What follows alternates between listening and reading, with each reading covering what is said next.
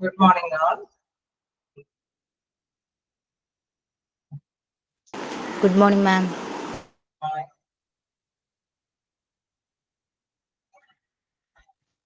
Medical equipments എങ്ങനെയാ നിങ്ങൾ നോക്കി തുടങ്ങിയോ? കുറച്ച് മെഡിക്കൽ എക്യുപ്മെന്റ്സ് എടുത്തു. അപ്പൊ അതിന്റെ കണ്ടിന്യൂവേഷൻ എടുക്കാനുണ്ട്.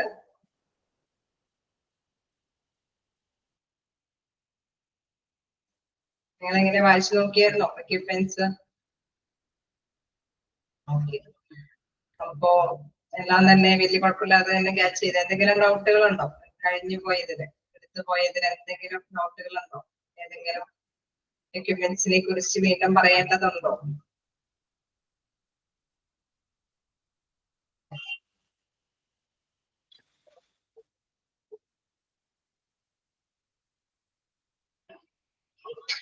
അല്ലെങ്കിൽ നമുക്ക് അടുത്ത എക്യുപ്മെന്റിനെ കുറിച്ച് നോക്കാം.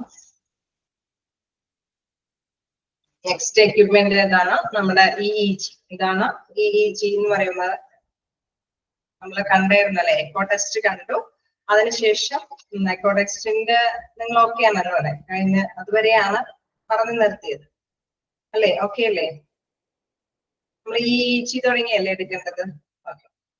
അപ്പോ ഈ നെക്സ്റ്റ് എടുക്കാനുള്ളത് EEG ആണ്. അതായത് അതിന്റെ ഫുൾ ഫോം എന്താണ്? ഇലക്ട്രോ എൻസെഫലോഗ്രാം, അതായത് ബ്രെയിൻ വേവ് ടെസ്റ്റ് ആണ്. ഇലക്ട്രോ എൻസെഫലോഗ്രാം ആണ്. അത് എൻസെഫലോഗ്രാമിന്റെ, അതായത് ബ്രെയിനിന്റെ ഒരു വാൽവ്, അതിന്റെ ഒരു ടെസ്റ്റ് ആണ് ഈ ഒരു EEG ടെസ്റ്റ് കൊണ്ട് ഉദ്ദേശിക്കുന്നത്.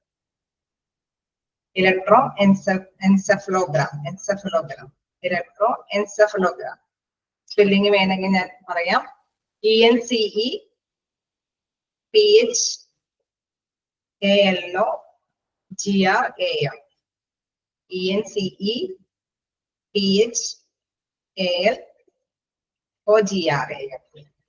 എൻസെഫലോഗ്രാം. അപ്പോ ഇലക്ട്രോ എൻസെഫലോഗ്രാം എന്ന് പറയുന്നത്, അല്ലെങ്കിൽ അതിന് പറയുന്ന മറ്റൊരു പേരാണ് ബ്രെയിൻ വേവ് ടെസ്റ്റ്. നമുക്ക് ബ്രെയിൻ വേവ് ടെസ്റ്റ് എന്ന് പറയുമ്പോൾ ഇച്ചിരി കൂടി അല്ലെ ഐഡന്റിഫൈ ചെയ്യാനായിട്ട് സാധിക്കും. അതുകൊണ്ടാണ് ഞാൻ ആ ഒരു പദം നിങ്ങൾക്ക് നോട്ട് ചെയ്ത് തന്നത്, ബ്രെയിൻ വേവ് ടെസ്റ്റ്. അതായത് ഇതിന് ആ ഒരു പിക്ചറിൽ കാണിക്കുമ്പോൾ അതിൽ തന്നെ അല്ലെ ഒരുപാട് സംഭവങ്ങൾ നമുക്കറിയാം. ഇലക്ട്രോഡുകളെല്ലാം ഘടിപ്പിച്ചിട്ട് നമ്മുടെ ബ്രെയിനിന്റെ ആ ഒരു നെർവുമായി ബന്ധപ്പെട്ട കാര്യങ്ങളെല്ലാം അത് ഡിസോർഡർ ആണോ അല്ലയോ, എത്രത്തോളം നല്ല രീതിയിലാണ് അതിന്റെ പ്രവർത്തനം സാധ്യമാക്കുന്നത് എന്ന് വ്യക്തമാക്കി തരുന്ന ഒരു മെഷീനാണ് എന്ത് EEG മെഷീൻ എന്ന് പറയുന്നത്. അതായത് നമ്മൾ ECG ഒക്കെ എടുക്കുന്ന മാതിരി തന്നെ അതിന് കറക്റ്റ് എന്താണ് നമ്മുടെ ബ്രെയിനിൻ്റെതായിട്ടുള്ള കാര്യങ്ങളെല്ലാം അതിൽ കറക്റ്റ് പിക്ചർ കാണിച്ചു തരും. അപ്പൊ അതനുസരിച്ചിട്ട് ഡോക്ടേഴ്സിന് തീരുമാനിക്കാൻ സാധിക്കും ഓക്കെയാണ് ഇവരുടെ പ്രോബ്ലം എന്താണെന്നുള്ളതൊക്കെ. അത് നമുക്ക് എന്താണെന്ന് ജസ്റ്റ് വായിച്ചു നോക്കാം. എന്താണ്? An EEG is used to find problems in the electrical function of the brain that may be connected with a certain brain disorders.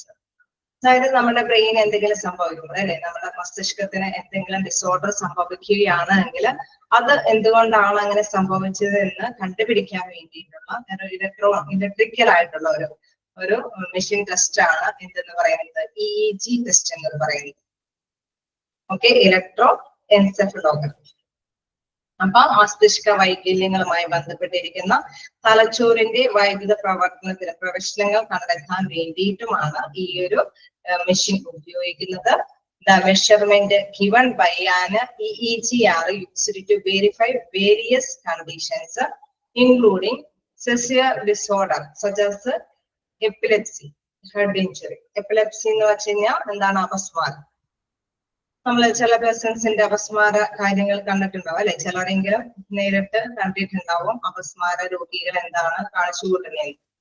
അത് അവർക്ക് അല്ലെ അവരുടെ ബ്രെയിന് ആ ഒരു മസ്തിഷ്കത്തിനെ കൃത്യമായിട്ട് അത് കൈകാര്യം ചെയ്യാൻ പറ്റാത്തത് കൊണ്ടാണ് അത് ആ വെപ്രാളങ്ങളെല്ലാം കാണിച്ചു കൊടുക്കുന്നത്. അപ്പൊ അത് എന്തുകൊണ്ടാണെന്ന് കണ്ടെത്താൻ വേണ്ടിയിട്ടുള്ള ഒരു ടെസ്റ്റാണ് EEG ടെസ്റ്റ്. അപ്പോ തലച്ചോറിലെ തരംഗങ്ങൾ അത് അനുസരിച്ചിട്ട് തന്നെ തലച്ചോറിന്റെ നാഡീകോശങ്ങള് ന്യൂറോണുകളുടെ ഗ്രൂപ്പുകൾ ചിലപ്പോൾ തെറ്റായ സിഗ്നലുകൾ അവയവങ്ങളിൽ കൊടുക്കാനായിട്ടുള്ള സാധ്യതയുണ്ട്. അതായത് തെറ്റായിട്ട് ആ ബ്രെയിൻ എന്താണോ നമുക്കറിയാം, ബ്രെയിൻ എന്താണോ പറയുന്നത് അതാണ് നമ്മൾ ചെയ്യുന്നത് അല്ലെ. ഒരു ചൂട് കാണുമ്പോൾ നമ്മളുടെ കൈ പിൻവലിക്കാനായിട്ടുള്ള ടെൻഡൻസി അത് വരുന്നത്. അത് തെറ്റായ പ്രവണതകൾ കൊടുക്കുമ്പോഴാണെങ്കിൽ എന്താണ് അത് അപസ്മാരം പോലെയുള്ള ആ ആക്ഷനാണ് കാണിച്ചു തരുന്നത്. അത് കറക്റ്റ് ആയിട്ട് നമ്മുടെ ബ്രെയിൻ ഒക്കെ ആണെങ്കിൽ എന്താ പറയുക കറക്റ്റ് കാര്യം ചെയ്യാനായിട്ട് നമ്മുടെ ബ്രെയിൻ നിർദ്ദേശിച്ചുകൊണ്ടേയിരിക്കും. അതല്ല എങ്കിൽ തെറ്റായ പ്രവണതകൾ കൊടുക്കും. അത് കറക്റ്റ് അതിനനുസരിച്ചിട്ടുള്ള ആ ഒരു അല്ലെ കറക്റ്റ് കാര്യങ്ങളായിരിക്കും അത് അല്ലെ അത് നമുക്ക് മുമ്പിൽ അവതരിപ്പിക്കുന്നത്. അതിന്റെ ഒരു എക്സാമ്പിൾ ആണ് എപ്പിലെപ്സി. എപ്പിലെപ്സി എന്താണ്? അപസ്മാരം. അപ്പോ ഈ EEG ടെസ്റ്റ് നടത്തുന്നത് ഇത്തരത്തില് അല്ലെ നമ്മുടെ ബ്രെയിനുമായിട്ടുള്ള ബന്ധപ്പെട്ട അതിന്റെ പ്രവർത്തനങ്ങൾ അത് എങ്ങനെയാണ് എന്തുകൊണ്ടാണ് അത് ഡിസോർഡർ ആയി എന്നുള്ളത് കണ്ടെത്താൻ വേണ്ടിയിട്ടാണ് ഈ EEG ടെസ്റ്റ് നടത്തുന്നത്. ഓക്കെ, ക്ലിയർ ആയോ? എന്താണ് ഈ EEG എന്നുള്ളത് നിങ്ങൾ ജസ്റ്റ് ഒന്ന് വായിച്ചു നോക്കാം. ഓരോ മെഷീൻസും ഇവിടെ വെച്ച് തന്നെ ഒന്ന് ക്യാപ്ചർ ചെയ്ത് പോകും. കാരണം ഇനി ഇതെല്ലാ മെഷീൻസും ഒന്നിച്ചിരുന്ന് പഠിക്കേണ്ട നമുക്ക് ഇച്ചിരി ധാരാളം സമയമുണ്ട്. അറിയാം നമുക്ക് നിങ്ങൾക്ക് എക്സാം ഡേറ്റ് കിട്ടിയിട്ടുണ്ടാവും. അപ്പൊ കുറച്ച് സമയം അല്ലെ സ്റ്റഡി ഹോളിഡേയ്സും നിങ്ങൾക്ക് കിട്ടിയിട്ടുണ്ടാവും. അതുവരേക്കും നിങ്ങൾ ഇനി എന്താ പറയുക എക്യുപ്മെന്റ്സിന്റെ പാഠം നിങ്ങൾ ഇനി സ്പെഷ്യൽ ആയിട്ട് ഇരുന്ന് പഠിക്കരുത്. ക്ലാസ് റൂമിൽ തന്നെ ഇരുന്ന് പഠിച്ചെടുക്കുക. ഏതെങ്കിലും എക്യുപ്മെന്റിന്റെ പേര് തന്നിട്ട് നിങ്ങളോട് അത് എന്തിനു വേണ്ടിയിട്ട് ഉപയോഗിക്കുന്നതാണെന്ന് പറയുക. തിരിച്ചറിയാനായിട്ട് നിങ്ങൾ കൃത്യമായിട്ട് നോട്ട് ചെയ്ത് വെക്കുക ഇന്ന കാര്യത്തിന് വേണ്ടിയിട്ടാണ്. അപ്പൊ അതിന്റെ ഫുൾ ഫോം ഒക്കെ ഉണ്ടെങ്കിൽ ഇപ്പൊ തന്നെ അത് ക്യാച്ച് ചെയ്ത് പോവുക. വളരെ സ്ലോ ആയിട്ട് അതായത് അപ്പൊ പഠിച്ചെടുക്കാൻ രീതിയിലാണ് ഞാൻ പറഞ്ഞു പോകുന്നത്. ഡൗട്ട് ഉണ്ടെങ്കിൽ ചോദിക്കാം. അപ്പൊ ഈ EEG ടെസ്റ്റ് എന്താണെന്ന് ജസ്റ്റ് വായിച്ചു നോക്കാം.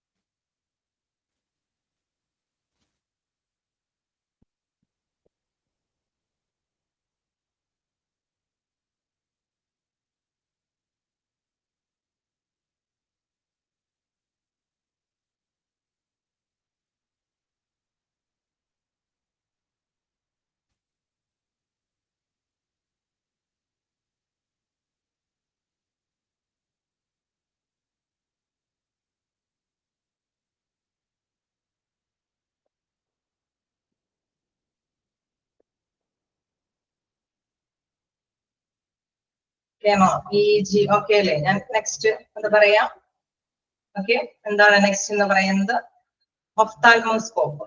അതായത് നമ്മൾ കണ്ടിട്ടുണ്ടല്ലോ ഇത് കാണുമ്പോൾ തന്നെ നിങ്ങൾക്ക് അറിയാം അത് കണ്ണ് നേത്ര പരിശോധനയുമായി ബന്ധപ്പെട്ട് വരുന്നതാണ് ഒഫ്താൽമോസ്കോപ്പ്. ഒഫ്തമോളജി എന്നൊക്കെ പറയുമ്പോൾ തന്നെ നിങ്ങൾക്കറിയാം നേത്ര പരിശോധന വിഭാഗമാണ്. Also called ഫണ്ടോസ്കോപ്പി.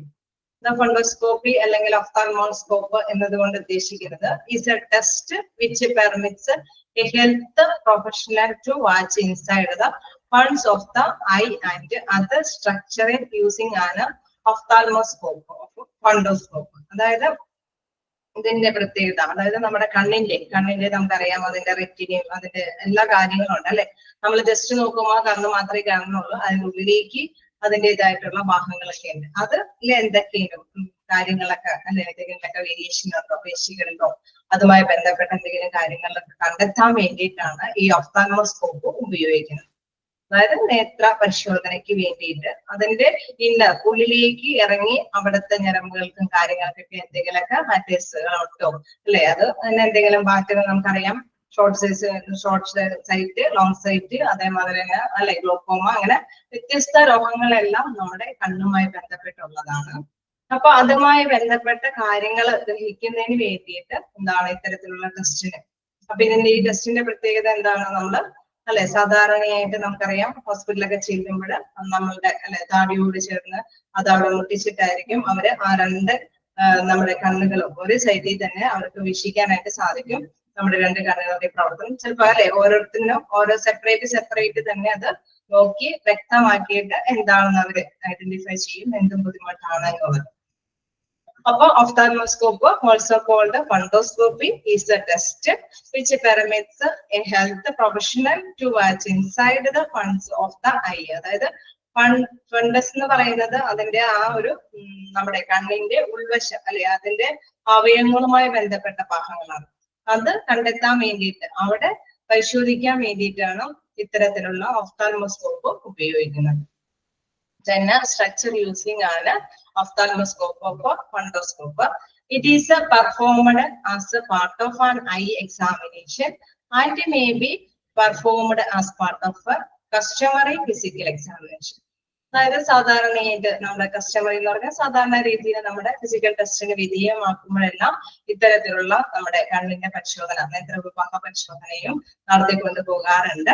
ഈ പരിശോധന എന്തിനു വേണ്ടിയിട്ടാണ്? നമ്മുടെ കണ്ണുകളുമായി ബന്ധപ്പെട്ട് എന്തെങ്കിലും ഞരമ്പുകൾക്കോ അല്ലെങ്കിൽ വിഷണത്തിനോ അല്ലെങ്കിൽ റെറ്റിനിക്കോ അങ്ങനെ എന്തിനെങ്കിലും മാറ്റേഴ്സുകൾ അല്ലെങ്കിൽ എന്തെങ്കിലും പ്രോബ്ലംസ് ഉണ്ടോ എന്ന് അറിയാൻ വേണ്ടി ഉപയോഗിക്കുന്ന ഒരു ഉപകരണമാണ് ഒഫ്താൽമോസ്കോപ്പ്. ഓക്കെ, ക്ലിയർ ആയോ? നിങ്ങൾ ജസ്റ്റ് വായിച്ചു നോക്കാം.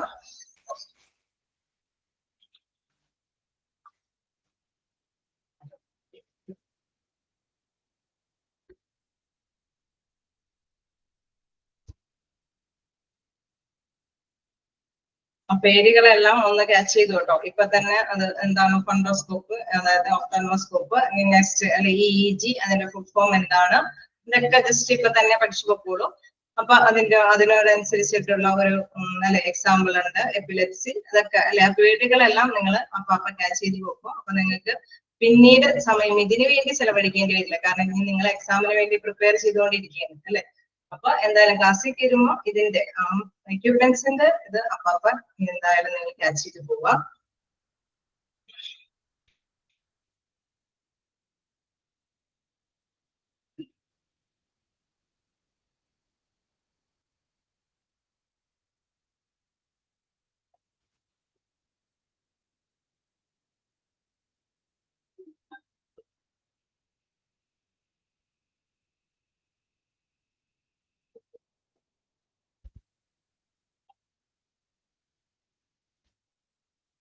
ഓക്കെ അല്ലേ? നമുക്കിപ്പോ നെക്സ്റ്റ് ഇതിലേക്ക് പോകാം. Okay, holder monitor. Holder monitor എന്ന് പറയുന്നത് A holder monitor is A portable device which operates with the help of A battery. അതായത് ഹോൾഡർ മോണിറ്റർ നിങ്ങൾക്ക് ജസ്റ്റ് കണ്ടാൽ അറിയാൻ പറ്റും അല്ലെ. അതില് ബാറ്ററിയോട് കൂടിയിട്ടാണ് ഈ ഒരു മെഷീൻ പ്രവർത്തിക്കുന്നത്. അത് എന്തിനു വേണ്ടിയിട്ടാന്ന് വെച്ച് കഴിഞ്ഞാൽ ഹൃദയ പ്രവർത്തനം, അതുകൊണ്ട് നിങ്ങൾ കൃത്യമായിട്ട് പറയുന്നുണ്ട് ECG അല്ലെ. അപ്പൊ ആ ഒരു നമ്മുടെ ഈ ഹൃദയത്തിന്റെ പ്രവർത്തനങ്ങൾ അത് കൃത്യമായിട്ട് നോട്ട് ചെയ്യാൻ വേണ്ടിയിട്ട് അല്ലെ മസ്റ്റായിട്ട് നമുക്കറിയാം. ഒരു ECG എടുക്കുന്ന എങ്ങനെ ഒരു സമയത്ത് നമ്മൾ പോയി ഒരു ECG എടുത്തിട്ട് വരാണ് ചെയ്യുന്നത് അല്ലെ. ഒരു മണിക്കൂർ അല്ലെ 24 മണിക്കൂർ അല്ലെങ്കിൽ 48 മണിക്കൂർ നമ്മുടെ ഹൃദയത്തിന്റെ പ്രവർത്തനം അറിയണമെങ്കിൽ എന്താണ് ചെയ്യുക? ഇത്തരത്തിലുള്ള ഹോൾഡർ മോണിറ്റർ ആണ് യൂസ് ചെയ്യുന്നത്. അത്രയും നിങ്ങൾ ജസ്റ്റ് ഒന്ന് ഓർത്താൽ മതി. അതായത് ഒരു ECG എടുക്കുമ്പോൾ നമ്മൾ അവിടെ പോയിട്ട് ഒരു ECG എടുത്തിട്ട് പോരുകയാണ്. അപ്പോഴത്തെ ആ ഹൃദയ പ്രവർത്തനമാണ് ജസ്റ്റ് കാണിച്ചു തരുന്നത്. ഇത് പക്ഷെ വ്യത്യസ്തമാണ്. എന്താണ് നമുക്ക് അല്ലെ എത്രത്തോളം സമയം യൂസ് ചെയ്തിട്ട് നമ്മുടെ ഹൃദയ പ്രവർത്തനം അറിയണമോ അത്രത്തോളം സമയം ഇത് യൂസ് ചെയ്തിട്ട് ആ ഹൃദയ പ്രവർത്തനം കൃത്യമായിട്ട് നോട്ട് ചെയ്ത് മനസ്സിലാക്കിയിട്ട് ഡോക്ടേഴ്സിന് എന്താണ് പ്രോബ്ലം എന്ന് കറക്റ്റ് ആയിട്ട് ഐഡന്റിഫൈ ചെയ്യാനായിട്ട് സാധിക്കും. അപ്പൊ നോക്കാം. A holder monitor is A portable device which operates with the help of A battery. ഒരു അല്ലെ മാറ്റാവുന്ന ഒരു ഉപകരണമാണ്. അത് ബാറ്ററിയുടെ ഹെൽപ്പോട് കൂടിയാണ് പ്രവർത്തിക്കുന്നത്. It measures and records your heart's functioning ECG constantly for 24 to 48 hours or longer depending on the type of monitoring using.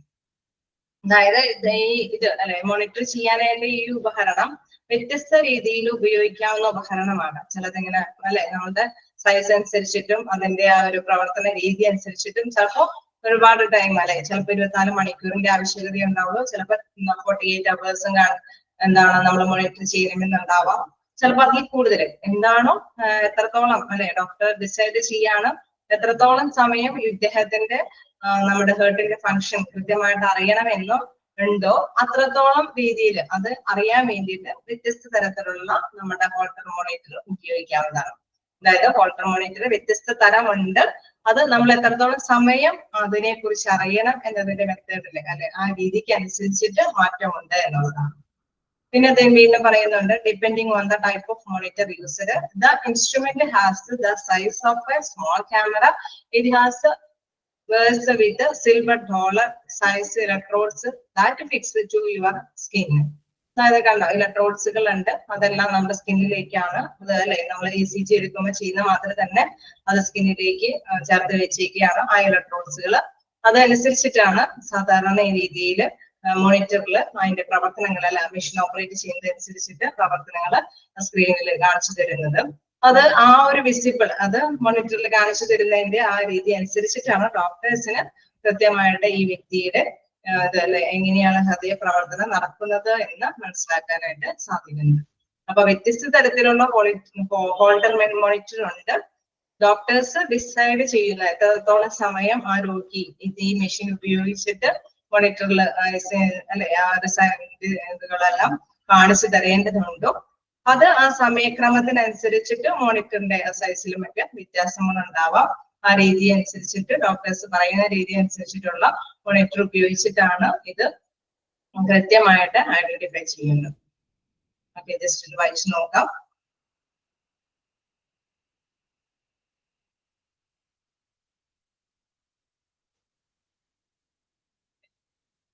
അതേമാതിരി തന്നെ ഇലക്ട്രോഡുകളും വ്യത്യസ്തമായ സൈസിനനുസരിച്ചിട്ട് വ്യത്യസ്തമായിരിക്കും. അതും കൂടിയുണ്ട്. The instrument has the size of a small camera. അതിലെന്താണോ ഒരു സ്മോൾ ക്യാമറ ഉണ്ട്. It has wires with silver dollar size electrodes that fix to your skin. അപ്പോ ഓരോന്നും അല്ലെ ആ വ്യത്യസ്തമായിട്ടുള്ള ഹോൾഡർ മോണിറ്റർ അനുസരിച്ചിട്ട് അതിന്റെ എല്ലാ കാര്യങ്ങൾക്കും എക്യുപ്മെന്റ്സിന്റെ ഡിസൈൻ അനുസരിച്ചിട്ട് എല്ലാ മാറ്റേഴ്സിനും വ്യത്യസ്തത ഉണ്ടായിരിക്കും.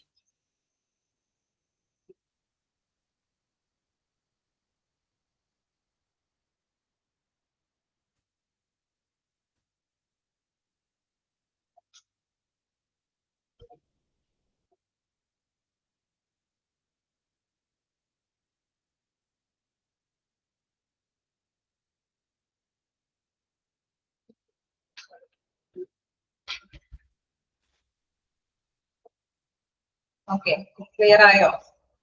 നമ്മൾ ECG ഒക്കെ വളരെ നാളത്തെ മുമ്പ് അല്ലെ നേരത്തെ മുമ്പുള്ള ചാപ്റ്റേഴ്സ് വരെ നമ്മൾ പഠിച്ചിട്ടുള്ളതാണ് അല്ലെ. കാർഡിയോഗ്രാഫാണ് ECG എടുക്കുന്നത്. ECG നോട്ട് ചെയ്യാൻ അവരുണ്ടായിരിക്കണം. ഇലക്ട്രോ കാർഡിയോഗ്രാഫ് ആണത്. അങ്ങനെ അതിന്റെ ഇപ്പോ മൊത്തത്തിൽ ഒരു സമയത്തല്ല കുറച്ച് ടൈം കാണിക്കണമെങ്കിൽ ഉപയോഗിക്കുന്നതാണ് holder monitor. Okay, next cardiac table. ഇത് നമ്മൾ മിക്കപ്പോഴും എല്ലാവരും കണ്ടിരിക്കുന്നതായിരിക്കും അല്ലെ. ഇതൊക്കെ നമുക്കറിയാൻ ചില ടെസ്റ്റുകളുമായി ബന്ധപ്പെട്ട് വരുമ്പോഴാണ്. ഇപ്പൊ EEG ടെസ്റ്റ് അല്ലെങ്കിൽ ഹോൾഡർ മോണിറ്റർ ഒന്നും ചിലപ്പോൾ എല്ലാവരും ടെസ്റ്റ് അല്ലെ നമുക്ക് വിസിബിൾ ആയെന്ന് വരില്ല.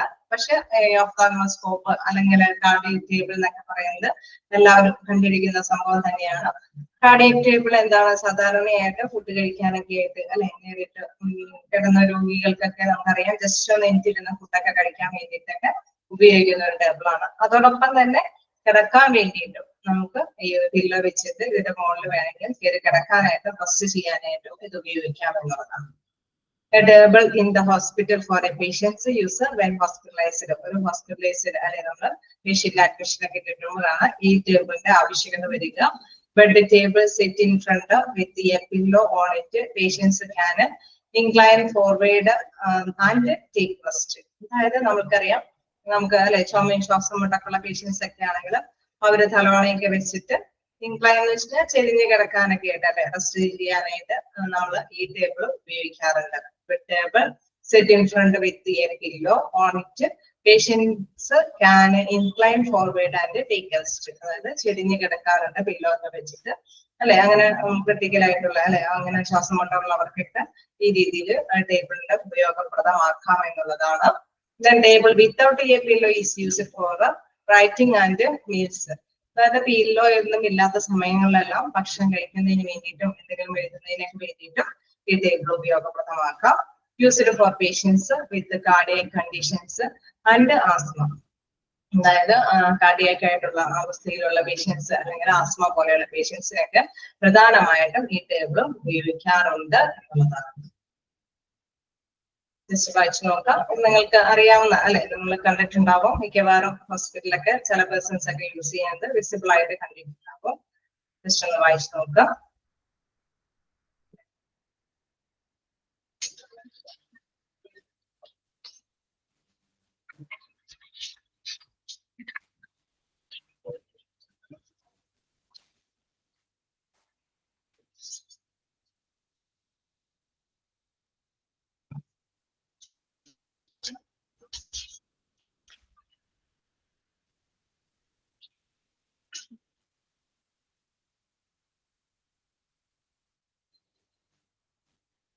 ഓക്കെ ആണോ? ഇപ്പൊ നമ്മൾക്ക് ഇനി നോക്കാനുള്ളത് EMG ആണ്. EMG എന്താണെന്ന് നോക്കാം. എന്താണ് ഇലക്ട്രോമിയോഗ്രഫി എന്നാണ് ഇതിന്റെ ഒരു ഫുൾ ഫോം. നിങ്ങൾ നോക്കുക. ഇലക്ട്രോമിയോഗ്രഫി എന്ന് പറയുന്നത് muscle response or electrical function in response to a nerves stimulation of muscles. അതായത് സാധാരണയായിട്ട് നമ്മുടെ ആരോഗ്യസ്ഥിതി വിലയിരുത്താനായിട്ട് ഒരു ഡയഗ്നോസ്റ്റിക് പ്രക്രിയയാണ് ഇലക്ട്രോമയോഗ്രഫി എന്നതുകൊണ്ട് ഉദ്ദേശിക്കുന്നത്. ഇലക്ട്രോമയോഗ്രഫി എന്നത് ഉദ്ദേശിക്കുന്നതിന്റെ പ്രധാന കാരണം പേശികളുടെയും അവയുടെ നിയന്ത്രണ നാഡീകോശങ്ങളുടെയും പ്രവർത്തനങ്ങൾ അത് എത്രത്തോളം ഉണ്ട് അല്ലെ, നമ്മുടെ നാഡീ പ്രവർത്തനങ്ങൾ അല്ലെങ്കിൽ പേശികൾ അല്ലെ. നമുക്കറിയാം, നമുക്കൊരു സാധനം എടുക്കണമെങ്കിൽ നമുക്ക് കൈ ചുരുക്കുകയും അല്ലെങ്കിൽ പിടിക്കാനുള്ള കപ്പാസിറ്റി ഒക്കെ ഉണ്ടാവും അല്ലെ. കൈമാത്രം ഉണ്ടായിട്ട് ഒരു കാര്യമില്ല, നമ്മുടെ പേശികൾ അതിന് വഴങ്ങണം. നമ്മുടെ മസിൽസ് അതിന് അനുയോജ്യമായിട്ട് അതിനെ സ്വീകാര്യമായ രീതിയിൽ വഴങ്ങിക്കൊണ്ടിരിക്കണം. എങ്കിൽ മാത്രമേ അത് നമ്മൾ ഉദ്ദേശിക്കുന്ന കാര്യം ചെയ്യാനായിട്ട് സാധിക്കുകയുള്ളൂ. അപ്പൊ ഇത്തരം കാര്യങ്ങൾ മനസ്സിലാക്കാൻ വേണ്ടിയിട്ട് അതിന് വേണ്ടിയിട്ട് ഉപയോഗിക്കുന്ന ഒരു ടെസ്റ്റാണ് ഇലക്ട്രോമയോഗ്രഫി. Okay, electromyography, muscle response or electrical function in response to a nervous stimulation of the muscles. അതായത് നമ്മുടെ പേശികളുടെ പ്രവർത്തനം അല്ലെ, ഞരമ്പുകളുടെ ആരോഗ്യസ്ഥിതി വിലയിരുത്തിയിട്ട് ഒരു ഡയഗ്നോസ് ചെയ്യാൻ വേണ്ടിയിട്ട് എന്താണ് ഈ വ്യക്തിക്ക് ഉണ്ടാകിയിരിക്കുന്ന അസുഖം അല്ലെ, പേശികൾ എന്തുകൊണ്ട് അതിനെ വഴങ്ങി കൊടുക്കുന്നില്ല എന്ന് കറക്റ്റ് ആയിട്ട് അറിയാൻ, അല്ലെങ്കിൽ പേശികളുടെ തകരാറുകൾ മാത്രമല്ല നാഡീ വൈകല്യങ്ങൾ അല്ലെങ്കിൽ ഞരമ്പുകളുടെയും പേശികളുടെയും കേടുപാടുകൾ സംഭവിക്കാൻ, ഒന്നില്ലെങ്കിൽ അവയ്ക്ക് തലച്ചോറിൽ നിന്ന് ഞരമ്പുകളിലേക്ക് സന്ദേശങ്ങൾ സ്വീകരിക്കാൻ പറ്റുന്നില്ല, അല്ലെങ്കിൽ ചിലപ്പോൾ അത് അവയ്ക്ക് പ്രതികരണ ശേഷി ഇല്ലാത്തതുകൊണ്ടാണ്.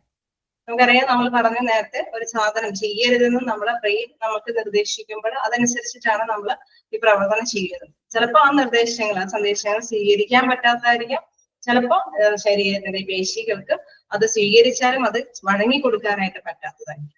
അത് എന്താന്ന് കൃത്യമായിട്ട് അറിയാൻ വേണ്ടിയിട്ടാണ് എന്താണ് ഇലക്ട്രോമയോഗ്രഫി എന്ന ടെസ്റ്റ് വിധേയമാക്കുന്നത്. നോക്കാം. Muscle response or electrical function in response to a nervous stimulation of the muscle. The test is used to help find neuromuscular deformity in the course of the test. അതായത് നമുക്ക് ന്യൂറോ അല്ലെ, നമ്മുടെ ഞരമ്പുകളിലൂടെ നമുക്കറിയാം respond ചെയ്യണം അല്ലെ, മസ്തിഷ്കം പറയുന്നതനുസരിച്ചിട്ട് respond ചെയ്യുന്നതിൽ എന്തെങ്കിലും ആപാതകതകൾ ഉണ്ടോ. One or more small needles also called electrodes are connected to the skin in to the muscle. അതായത് സാധാരണ രീതിയിൽ ചെറിയ രീതിയിൽ നീഡിൽസുകൾ ഉപയോഗിച്ചിട്ടാണ് ഈ ഒരു കാര്യം നടത്തുന്നത്. അതനുസരിച്ചിട്ട് ആണ് എന്താണ് ഈ ടെസ്റ്റ് വിധേയമാക്കുന്നത്. ആ ടെസ്റ്റ് വിധേയമാക്കുമ്പോൾ എന്താണ് മസിൽസിന് സംഭവിച്ചിരിക്കുന്ന ഡാമേജ് എന്ന് കണ്ടെത്താനായിട്ട് സാധിക്കുന്നു എന്നുള്ളതാണ്. ടെസ്റ്റ് നോക്കാം.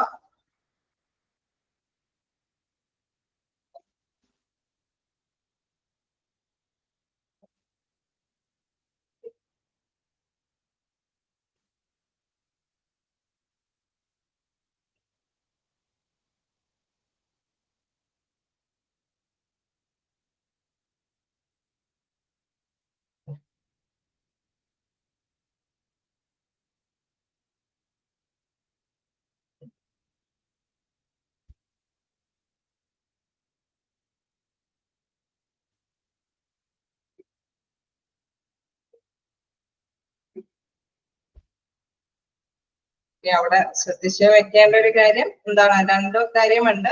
ഒന്ന് എന്താണ്, ഞരമ്പുകൾക്കും പേശികൾക്കും എന്തെങ്കിലും കേടുപാടുകൾ സംഭവിച്ചതാണോ, ഒന്നെങ്കിൽ അവയ്ക്ക് തലച്ചോറിൽ നിന്ന് ഞരമ്പുകളിലേക്ക് സന്ദേശങ്ങൾ സ്വീകരിക്കാൻ പറ്റാത്തതാവാം, അല്ലെങ്കിൽ അതിനെ പ്രതികരിക്കാൻ പറ്റാത്തതാണ്. അത് ഐഡന്റിഫൈ ചെയ്യാൻ വേണ്ടി ഇതാണ് muscle response or electrical function in response to nerves stimulation of muscle. അതുകൊണ്ട് ഉദ്ദേശിക്കുന്നത് എന്തെങ്കിലും നോട്ട് ചെയ്യാനുണ്ടെങ്കിൽ നോട്ട് ചെയ്ത് വെച്ച് പഠിക്കുക. എന്താണ് ഇലക്ട്രോമയോഗ്രഫി എന്നത്.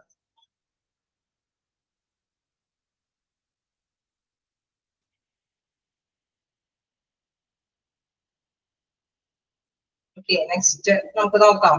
ഓക്കെ ആണോ?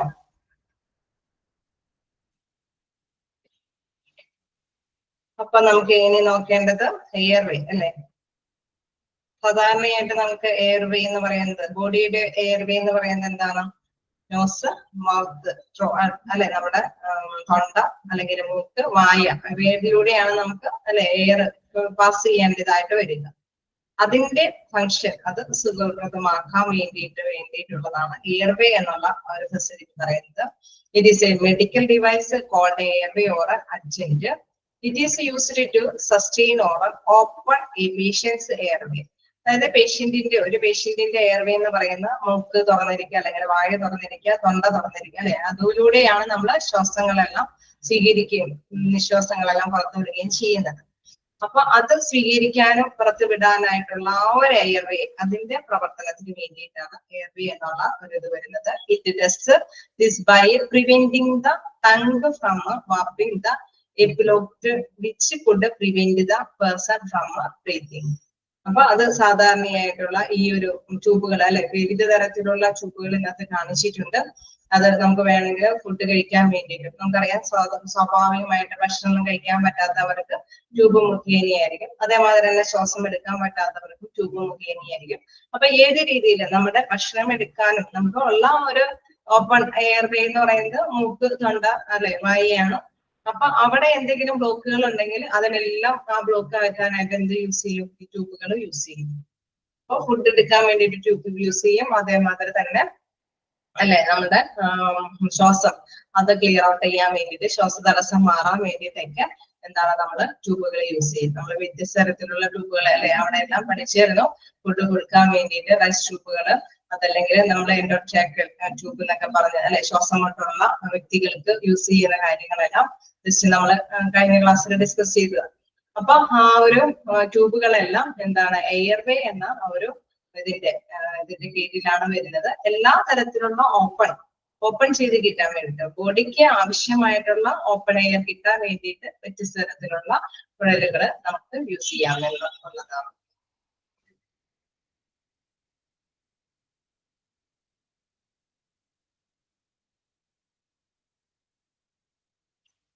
ഇപ്പൊ നമ്മൾ നേരത്തെ കണ്ടിരുന്നു അല്ലെ, അപസ്മാരം പോലെയുള്ള രോഗങ്ങളൊക്കെ വരുമ്പോൾ ബുദ്ധിമുട്ടാണ് രോഗിക്ക് കാര്യങ്ങളൊക്കെ ചെയ്യാൻ വേണ്ടിയിട്ട്.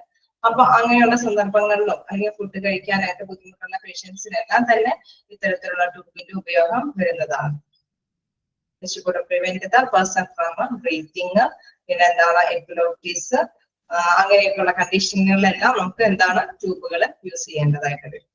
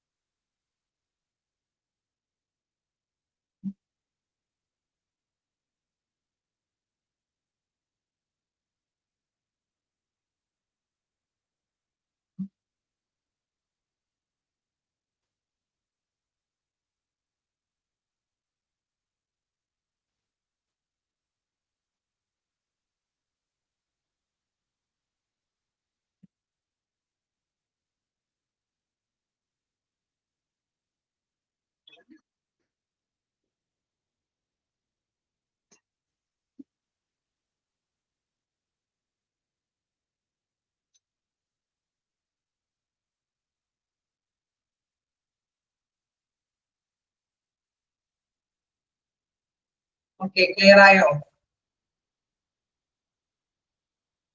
എന്തെങ്കിലും നിങ്ങൾക്ക് ആവാത്തതുണ്ടോ? ഒന്നുകൂടെ വായിക്കേണ്ടതുണ്ടോ?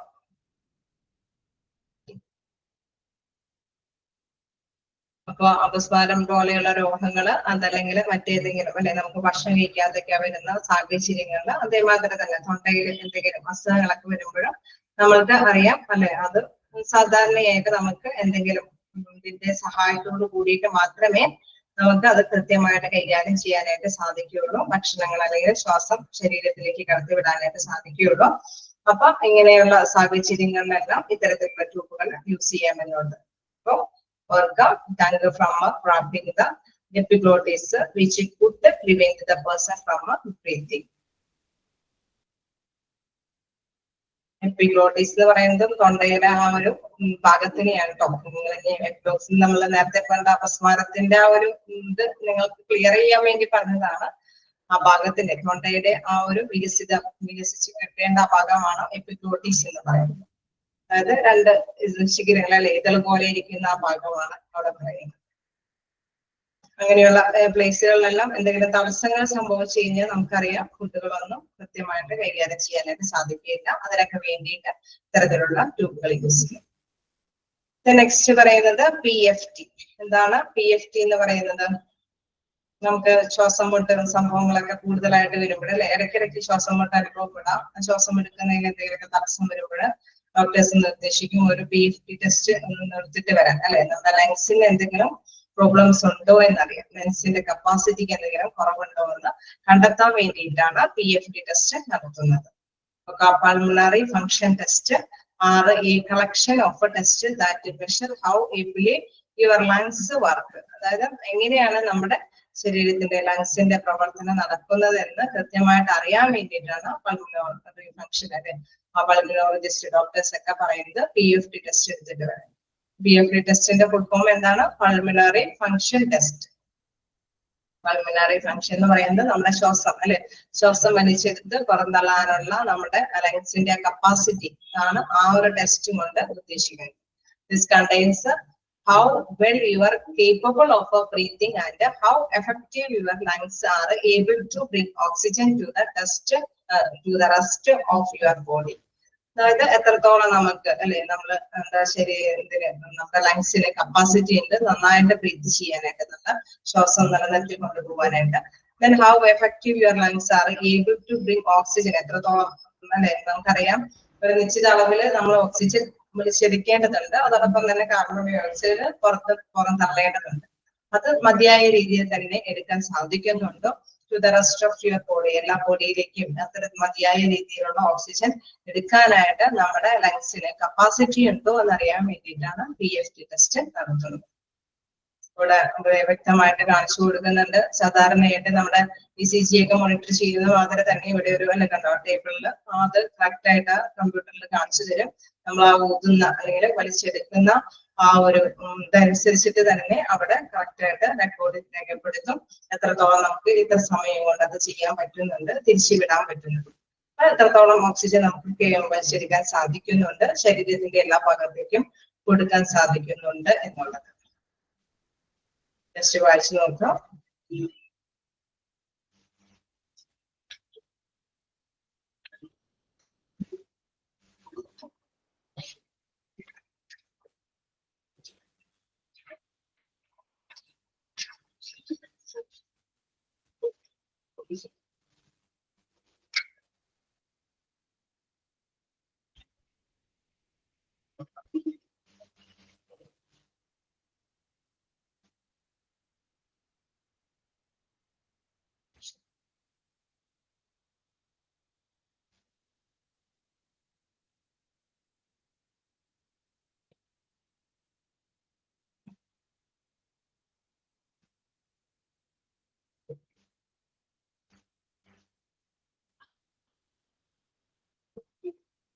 വായിച്ചു നോക്കിയായിരുന്നോ? ക്ലിയർ അല്ലേ? നമുക്ക് നോക്കാം നെക്സ്റ്റ് എന്താണ്. ഒരാൾ മാത്രമേ ഇങ്ങനെ റെസ്പോണ്ട് ചെയ്യുന്നുള്ളൂ. നിങ്ങൾ പരമാവധി റെസ്പോണ്ട് ചെയ്യുക. എന്തെങ്കിലും പറയേണ്ടതുണ്ടെങ്കിൽ തിരിച്ച് പറയുന്ന ഒന്നുകൂടി എക്സ്പ്ലെയിൻ ചെയ്യേണ്ടതുണ്ടെങ്കിൽ പറയാം. ഇനി നമുക്ക് നെക്സ്റ്റ് നോക്കാം എന്താണ് യൂറോഫ്ലോമീറ്റർ. അതെന്താണ്? Uroflowmetry is a diagnostic test which is uroflowmeter എടുത്താൽ വൈദ്യുത എടുത്തു. പിന്നെ എവിടം വരെയാ വൈദ്യുത എടുത്തത്?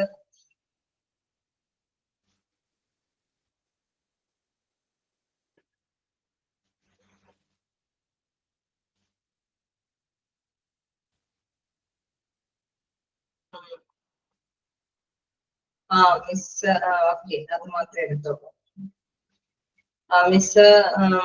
മിസ്സിന് കുറച്ച് ഗ്യാപ്പ് വന്നിട്ടുണ്ട്. അതായത് ഈ ടോപ്പിക് ഇനി ഞാൻ തന്നെ കണ്ടിന്യൂ ചെയ്യാനാണ് ഇൻഫർമേഷൻ കിട്ടിയിരിക്കുന്നത്.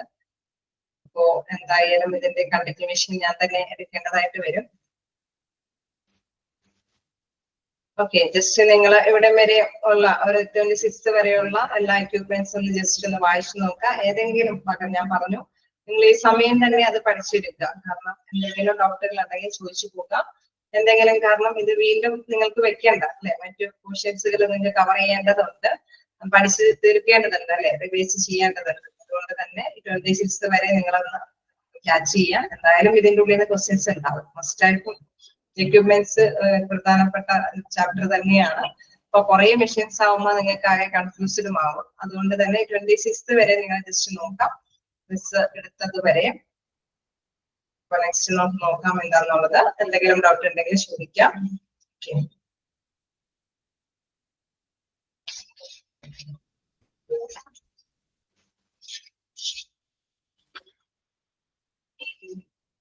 നിങ്ങൾ ഇപ്പൊ തന്നെ ഇരുന്ന് നോക്കിക്കോളൂ കേട്ടോ. അപ്പൊ ഇടയ്ക്ക് മെസ്സേജ് അയക്കാം.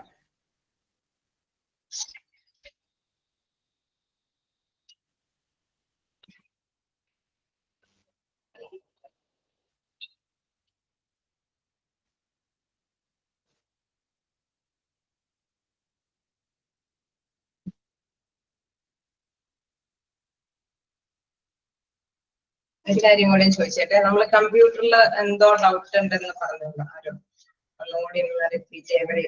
അപ്പൊ അത് ഏത് ഭാഗം എന്നൊന്ന് പറയാം. കമ്പ്യൂട്ടറിൽ ഏത് ഭാഗത്തൊന്ന് ജസ്റ്റ് നോക്കിയിട്ട് പറഞ്ഞാൽ മതി.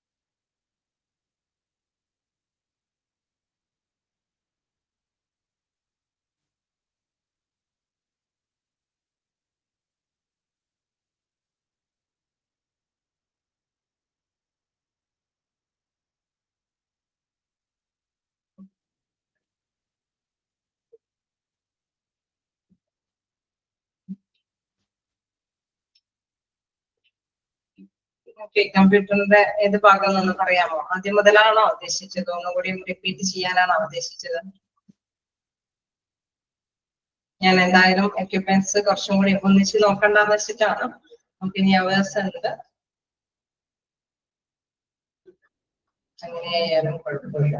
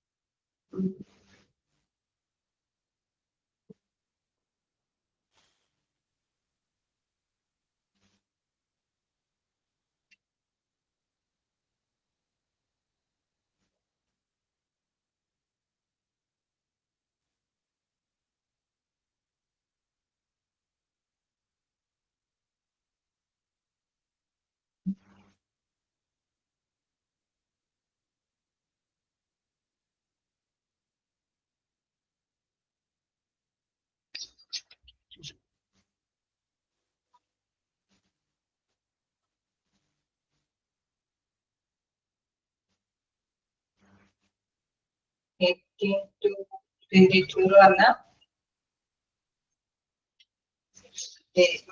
ഇതാണോ നമ്മുടെ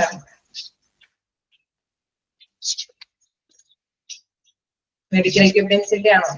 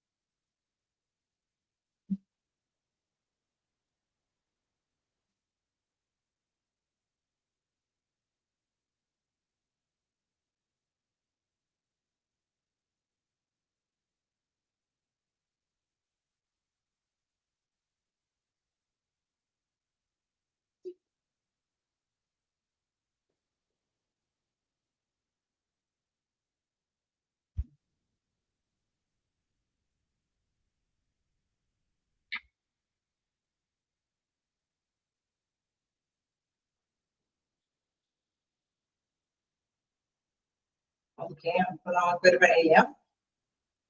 ഇത് നമുക്ക് നെക്സ്റ്റ് അവർ എന്തായാലും എന്നോട് തന്നെ കയറാൻ പറഞ്ഞേക്കണേ. ഇപ്പോ കമ്പ്യൂട്ടർ നമുക്ക് നെക്സ്റ്റ് അവർ തന്നെ നോക്കാം. നമ്മള് കുറച്ച് എക്യുപ്മെന്റ്സിന്റെ ഡൗട്ട് ഇപ്പൊ നമുക്ക് ക്ലിയർ ഔട്ട് ചെയ്യാം. അപ്പോ എക്യുപ്മെന്റ്സിന്റെ നമ്മള് കണ്ടായിരുന്നു എന്താണ്, എക്കോ ആണ് തുടങ്ങിയാണ് ഒന്നുകൂടി റിപ്പീറ്റ് ചെയ്യാൻ പറഞ്ഞത്. എക്കോ ടെസ്റ്റ്, അതായത് നമുക്ക് അറിയാം എക്കോ ടെസ്റ്റ് സാധാരണയായിട്ട് നടത്തുന്നത് ഹെർട്ടിന്റെ ഫംഗ്ഷൻ കൃത്യമായിട്ട് അത് മാത്രമല്ല വാൽവുകൾ അല്ലെങ്കിൽ എവിടെ ഇങ്ങനെയൊക്കെ ഹോളുകളൊക്കെ ഉണ്ടോ എന്ന് അറിയാൻ വേണ്ടിയിട്ടാണ്. ഇതില് പ്രധാനമായിട്ട് ട്രാൻസ്ഡ്യൂസർ എന്ന് പറയുന്ന ഒരു അതുണ്ട് അല്ലെ, probe called a transducer is passed over your chest. അതായത് ഈ ട്രാൻസ്ഡ്യൂസർ എന്ന ഉപകരണത്തിലൂടെ എന്താണ് ശബ്ദം, ഉയർന്ന ശബ്ദം തരംഗങ്ങൾ ഉപയോഗിച്ചിട്ടാണ് ഈ അൾട്രാസൗണ്ട് പരിശോധനയുടെ ഒരു രൂപമാണ് ഈ എക്കോ ടെസ്റ്റ്. അതായത് ട്രാൻസ്ഡ്യൂസർ എന്ന ഒരു ഇതല്ലേ, നമ്മൾ അതിലൂടെ ആ ഉപകരണത്തിലൂടെ ശബ്ദ തരംഗങ്ങളെ കടത്തിവിട്ടിട്ടാണ് എന്താണ് അതിൽ നിന്നാണ് ഈ ടെസ്റ്റ് വിധേയമാക്കുന്നത്. അപ്പൊ എന്താണ് കൃത്യമായിട്ട് അതിന്റെ എക്കോകാർഡിയോഗ്രാം എന്ന് അറിയപ്പെടുന്ന ഒരു എക്കോ ടെസ്റ്റ് നടത്തുന്നത്. അതിലൂടെ എന്താ ചെയ്യുന്നത് വെച്ചാൽ ഹൃദയത്തിന്റെ വിവിധ ഭാഗങ്ങളിലേക്ക് ഈ ശബ്ദം അല്ലെ, ആ ശബ്ദ പ്രതിധ്വനികൾ ഉണ്ടാവും. അതിന്റെ ഫലമായിട്ടാണ് നമുക്ക് കൃത്യമായിട്ട് എങ്ങനെയാണ് ഇതിന്റെ മാറ്റർ എന്താണ് വന്നിരിക്കുന്നത് എന്നൊക്കെ മനസ്സിലാക്കാനായിട്ട് സാധിക്കുന്നത്. അപ്പൊ transducer passed over your chest, ചെസ്റ്റിലൂടെ ഈ ട്രാൻസ്ഡ്യൂസർ പാസ് ചെയ്തിട്ട് അതിലൂടെ എന്താണ് ഹൃദയത്തിന്റെ ആ താളം പ്രതിധ്വനി എങ്ങനെയാണ് ഹൃദയം അതിനെ പ്രതികരിക്കുന്നത് എന്നൊക്കെ ജസ്റ്റ് അത് നമ്മള് ഇതിലെ എക്കോ ടെസ്റ്റിൽ ക്ലിയർ ഔട്ട് ആയിട്ട് കാണിച്ചു തരും. അപ്പൊ അത് കൃത്യമായിട്ട് അപകട സാധ്യതകൾ എന്തെങ്കിലും ഉണ്ടോ എന്ന് കണ്ടെത്താനായിട്ട് സാധിക്കും. ഇനി ഇതിൽ പ്രധാനമായിട്ടും വരുന്നത് എന്താണെന്ന് വെച്ച് കഴിഞ്ഞാൽ ഹൃദയം വിവിധ ഭാഗങ്ങളിലേക്ക് ആ ശബ്ദം പ്രതിധ്വനിക്കുമെന്ന് നമ്മൾ പറഞ്ഞു അല്ലെ. അത് ഒരു ഡിജിറ്റൽ ചിത്രത്തിന്റെ പരിവർത്തനത്തിലാണ് അത് നമുക്ക് വ്യക്തമാക്കി കാണിച്ചു തരുന്നത്. അപ്പൊ ഡോക്ടേഴ്സിന് ആ ഒരു ചിത്രം അല്ലെ, ഡിജിറ്റൽ ആയിട്ട് കാണിച്ചു തരുന്ന ചിത്രം എടുക്കുമ്പോൾ ഈ ശബ്ദങ്ങൾ എങ്ങനെയാണ് ഹൃദയം കൈകാര്യം ചെയ്തിരിക്കുന്നത് എന്ന് കൃത്യമായിട്ട് നോട്ട് ചെയ്തിട്ട് അവർക്ക് കൃത്യമായിട്ട് എന്തെങ്കിലും അല്ലെ നെഞ്ചിന്റെ ഭിത്തിയിൽ എന്തെങ്കിലും പ്രശ്നങ്ങളുണ്ടോ അല്ലെങ്കിൽ എവിടെയെങ്കിലൊക്കെ ഹോളുകളുണ്ടോ, ധമനികളിലോ സിരകളിലോ, മഹാധമനികൾ അതാണ് പറയുന്നത് and then arteries and veins, മഹാധമനി, ധമനി, അതേപോലെ തന്നെ സിരകളും ഇവിടെയൊക്കെ എന്തെങ്കിലും ഇതുകളുണ്ടോ എന്നുള്ളത്. Test is also known in the name of echocardiography or diagnostic cardiac ultrasound. അത് അൾട്രാസൗണ്ട് മുഖേനയായിട്ടാണ് ഇത് നടത്തുന്നത് എന്നുള്ളതാണ്. Then an echo uses sound waves to design picture of your heart chambers, valves and the blood vessels. അതായത് നമ്മൾ കണ്ടു അല്ലെ, നമ്മുടെ blood വെസൽസുകളിലും നമുക്കറിയാം പോകുന്ന വഴിക്കല്ലേ ഞരമ്പുകൾക്കാണോ അല്ലെങ്കിൽ വാൽവുകൾക്കാണോ എന്തിനാണ് പ്രോബ്ലം എന്ന് തിരിച്ചറിയാനായിട്ടാണ് ഇത്തരം കാര്യങ്ങൾ പ്രധാനമായിട്ടും ചെയ്യുന്നത്. നമുക്കറിയാം കമ്പ്യൂട്ടറിന്റെ സഹായത്തോടു കൂടിയാണ് ചെയ്യുന്നത് അല്ലെ. എക്കോ ടെസ്റ്റ് ഒക്കെ നടത്തുന്നത് കമ്പ്യൂട്ടറിന്റെ സഹായത്തോടു കൂടിയിട്ടാണ്. ശരീരത്തിന്റെ ഹൃദയത്തിലെ വാൽവുകള്, ഹൃദയ അറകള്, രക്തക്കുഴലുകൾ എന്നിവയുടെ രക്തം ഒഴുകുന്ന സമ്മർദ്ദം വിലയിരുത്താൻ വേണ്ടിയിട്ടും ഇനി ട്രാൻസ്മിറ്ററുടെ ശബ്ദ തരംഗങ്ങളുടെ രൂപത്തിലെ രക്തത്തിന്റെ ചലനത്തെ പരിശോധന അതും കാണിച്ചു തരുന്നുണ്ട്. നമ്മുടെ രക്തം എങ്ങനെയാ പോകുന്നത്, അത് എത്രത്തോളം ഫ്ലോ ആണ് കാണിച്ചു തരുന്നത്, എന്തെങ്കിലും വാൽവുകൾ ഉണ്ടോ, അങ്ങനെ ആ ഒരു ഇത് എന്താ പറയുക അതിന്റെ ഫ്ലോക്ക് എന്തെങ്കിലും ഡാമേജുകൾ ഉണ്ടോ എന്ന് കൃത്യമായിട്ട് ഡോക്ടേഴ്സിന് എന്താണ് കമ്പ്യൂട്ടറൈസ്ഡ് ആയിട്ട് പിക്ചർ കാണുമ്പോൾ അവർക്ക് കൃത്യതയോടുകൂടി തിരിച്ചറിയാനായിട്ട് സാധിക്കും. കുഴപ്പമൊന്നുമില്ലെങ്കിൽ ഡോക്ടേഴ്സ് വേറെ പ്രശ്നങ്ങൾ അല്ലെ ഇനി എന്തെങ്കിലും ആക്ഷൻ ഉണ്ടെങ്കിൽ അതുമായി ബന്ധപ്പെട്ട നടപടികൾ അവർ സ്വീകരിക്കും. ക്ലിയർ ആയോ എന്താണ് എക്കോ ടെസ്റ്റ് എന്നുള്ളത്?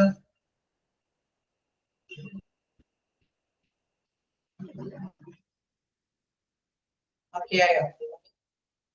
ഇനി നമുക്ക് നെക്സ്റ്റ് എന്ന് പറയുന്നത് എന്താണ് നെക്സ്റ്റ് അത് ഈ പിക്ചറുകൾ നമുക്കറിയാം. കാരണം നിങ്ങളെ ECG എടുക്കുമ്പോഴുള്ള പിക്ചറുകൾ കണ്ടിട്ടുണ്ടാവും അല്ലെ. ഇങ്ങനെ കറക്റ്റ് ആയിട്ട് അത് കാണിച്ചു തരും. ഇങ്ങനെ അല്ലെ നമ്മളിപ്പോ പ്രതലമായിട്ട് വൈറ്റ് പേപ്പറിൽ എന്തെങ്കിലും അല്ലെങ്കിൽ കറുപ്പും വെളുപ്പുമായിട്ടുള്ള രീതിയിലൊക്കെയാണ് അത് കാണിക്കുക. അപ്പൊ എവിടെയെങ്കിലൊക്കെ ബ്രേക്ക് ഉണ്ടെങ്കിൽ പെട്ടെന്ന് അല്ലെ അത് തിരിച്ചറിയാനായിട്ട് സാധിക്കുന്നില്ല. EEG നമ്മൾ എന്താ പറഞ്ഞത്?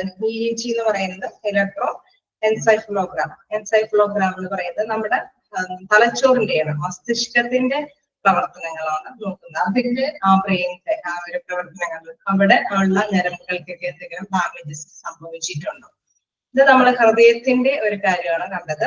എങ്കിൽ EEG എന്ന് പറയുന്നത് എന്താണ്? നമ്മുടെ അല്ലെ നമ്മുടെ മസ്തിഷ്കവുമായി ബന്ധപ്പെട്ട ഭാഗങ്ങളിലാണ് ഇലക്ട്രോ എൻസെഫലോഗ്രാം അല്ലെങ്കിൽ ബ്രെയിൻ വേവ് ടെസ്റ്റ് കൊണ്ട് ഉദ്ദേശിക്കുന്നത്.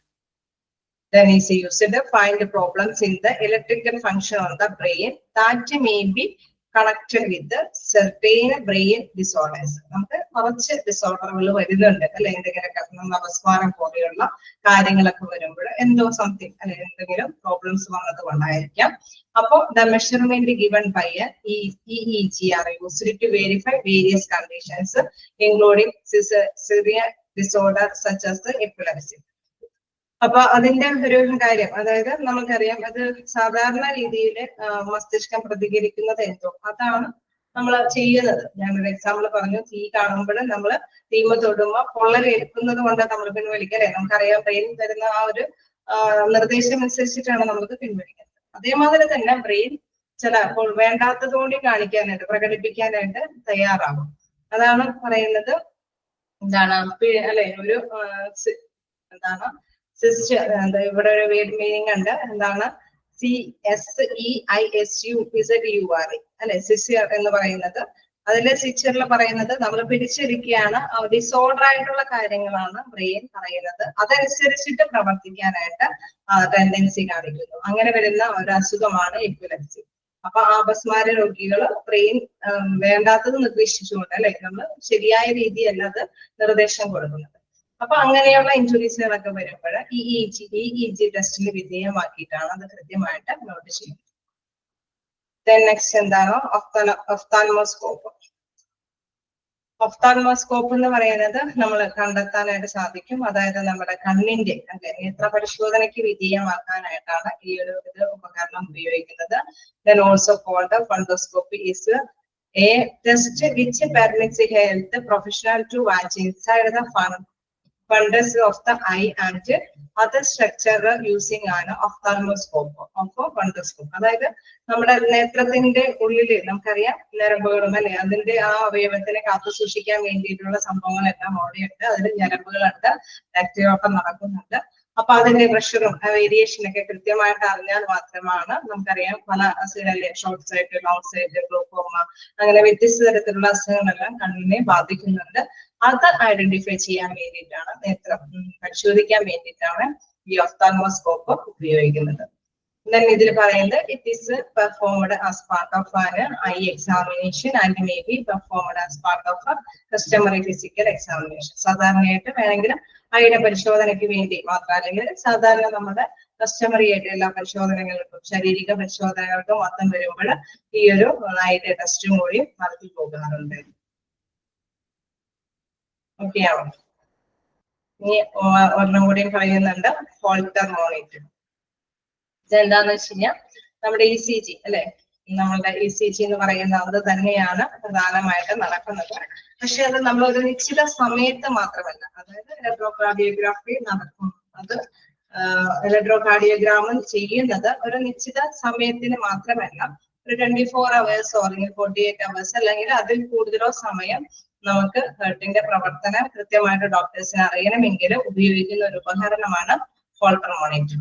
അപ്പൊ ആ ഒരു ഇത് ഉപയോഗിക്കുമ്പോൾ അത് ബാറ്ററിയിലാണ് പ്രവർത്തിക്കുന്നത്. Halter monitor is A portable device which operates with the help of A battery. ബാറ്ററിയുടെ സഹായത്തോട് കൂടിയിട്ടാണ് ഈ ഒരു മെഷീൻ പ്രവർത്തിക്കുന്നത്. അത് മാറ്റാനൊക്കെ ആയിട്ട് സാധിക്കും എന്നുള്ളത്. It measures and records your heart function ECG constantly for 24 to 48 hours or longer depending on the type of monitoring used. അതായത് വ്യത്യസ്ത തരത്തിലുള്ള മോണിറ്ററിംഗ് ഇത്തരത്തിലുള്ള മെഷീൻസ് യൂസ് ചെയ്യാം. ചിലപ്പോൾ അത് 24 മണിക്കൂറിന്റെ കാണിച്ചു തരാൻ വേണ്ടിയിട്ടുള്ള മെഷീൻ ആയിരിക്കും. അതല്ലെങ്കിൽ 48 hours നമുക്ക് കൃത്യമായിട്ട് അല്ലെ ആ ഒരു ECG ഫംഗ്ഷൻ കാണിച്ചു തരാനുള്ള മെഷീൻ ആയിരിക്കും അതിൽ ഘടിപ്പിച്ചിരിക്കുന്നത്. അതല്ലെങ്കിൽ ഇച്ചിരി കൂടി അല്ലെ എത്രത്തോളം സമയം നമുക്ക് കാണിച്ചു തരണമോ ആ ഡോക്ടർ ഡിസൈഡ് ചെയ്യുന്നതോ അതിനനുസരിച്ചിട്ടുള്ള പോർട്ടബിൾ ആയിട്ടുള്ള ഹോൾട്ടർ മോണിറ്റർ ഉണ്ട് എന്നുള്ളതാണ്. അതുകൊണ്ടാണ് വ്യത്യസ്ത തരത്തിലുള്ള ഹോൾട്ടർ മോണിറ്ററുകൾ ഉണ്ട്. അത് ഡോക്ടേഴ്സ് പറയും ഇത്ര സമയത്തിന്റെ ഹോൾട്ടർ മോണിറ്റർ നിങ്ങൾ യൂസ് ചെയ്തിട്ടാണ് അതിന്റെ പിക്ചർ കാണിച്ചു തരേണ്ടത്. അതാണ് അവിടെ പറയുന്നത് depending on the type of monitor used. ഓരോ യൂണിറ്റർ ഏത് തരത്തിലുള്ള മോണിറ്റർ ആണോ നമ്മൾ യൂസ് ചെയ്യുന്നത് അതനുസരിച്ചിട്ട് അത് വ്യത്യസ്തമായിരിക്കും എന്നുള്ളത്. The instrument has the size of a small camera. It has a wears with the silver dollar size electrodes that fix to your skin. ഇതിൽ പ്രത്യേകമായിട്ട് ഘടിപ്പിച്ചിട്ട് കാണിച്ചിട്ടുണ്ട് അല്ലെ. നമ്മുടെ സ്കിന്നിന്റെ മുകളിലാണ് അതിന്റെ ഇലക്ട്രോഡ്സുകളെല്ലാം ഘടിപ്പിച്ചിരിക്കുന്നത്. കറക്റ്റ് ആയിട്ട് ആ ഒരു മെഷീൻ കറക്റ്റ് നമ്മുടെ അവിടെ ഹൃദയത്തിന്റെ അതിനോട് ചേർന്ന് തന്നെ വെച്ചിട്ടുണ്ട്. ദെൻ അതില് കൃത്യമായിട്ട് തന്നെ ആ സമയത്തിന്റെ അനുസരിച്ചിട്ട് അതില് കൃത്യമായിട്ട് തന്നെ ECG കാണിച്ചുകൊണ്ടിരിക്കും. അപ്പൊ അത് വെരിഫൈ ചെയ്തിട്ട് ഡോക്ടേഴ്സിന് കൃത്യമായിട്ട് എന്താണ് പ്രോബ്ലം എന്നുള്ളത് ഐഡന്റിഫൈ ചെയ്യാനായിട്ട് സാധിക്കും എന്നുള്ളത്. ഓക്കെ ആണോ?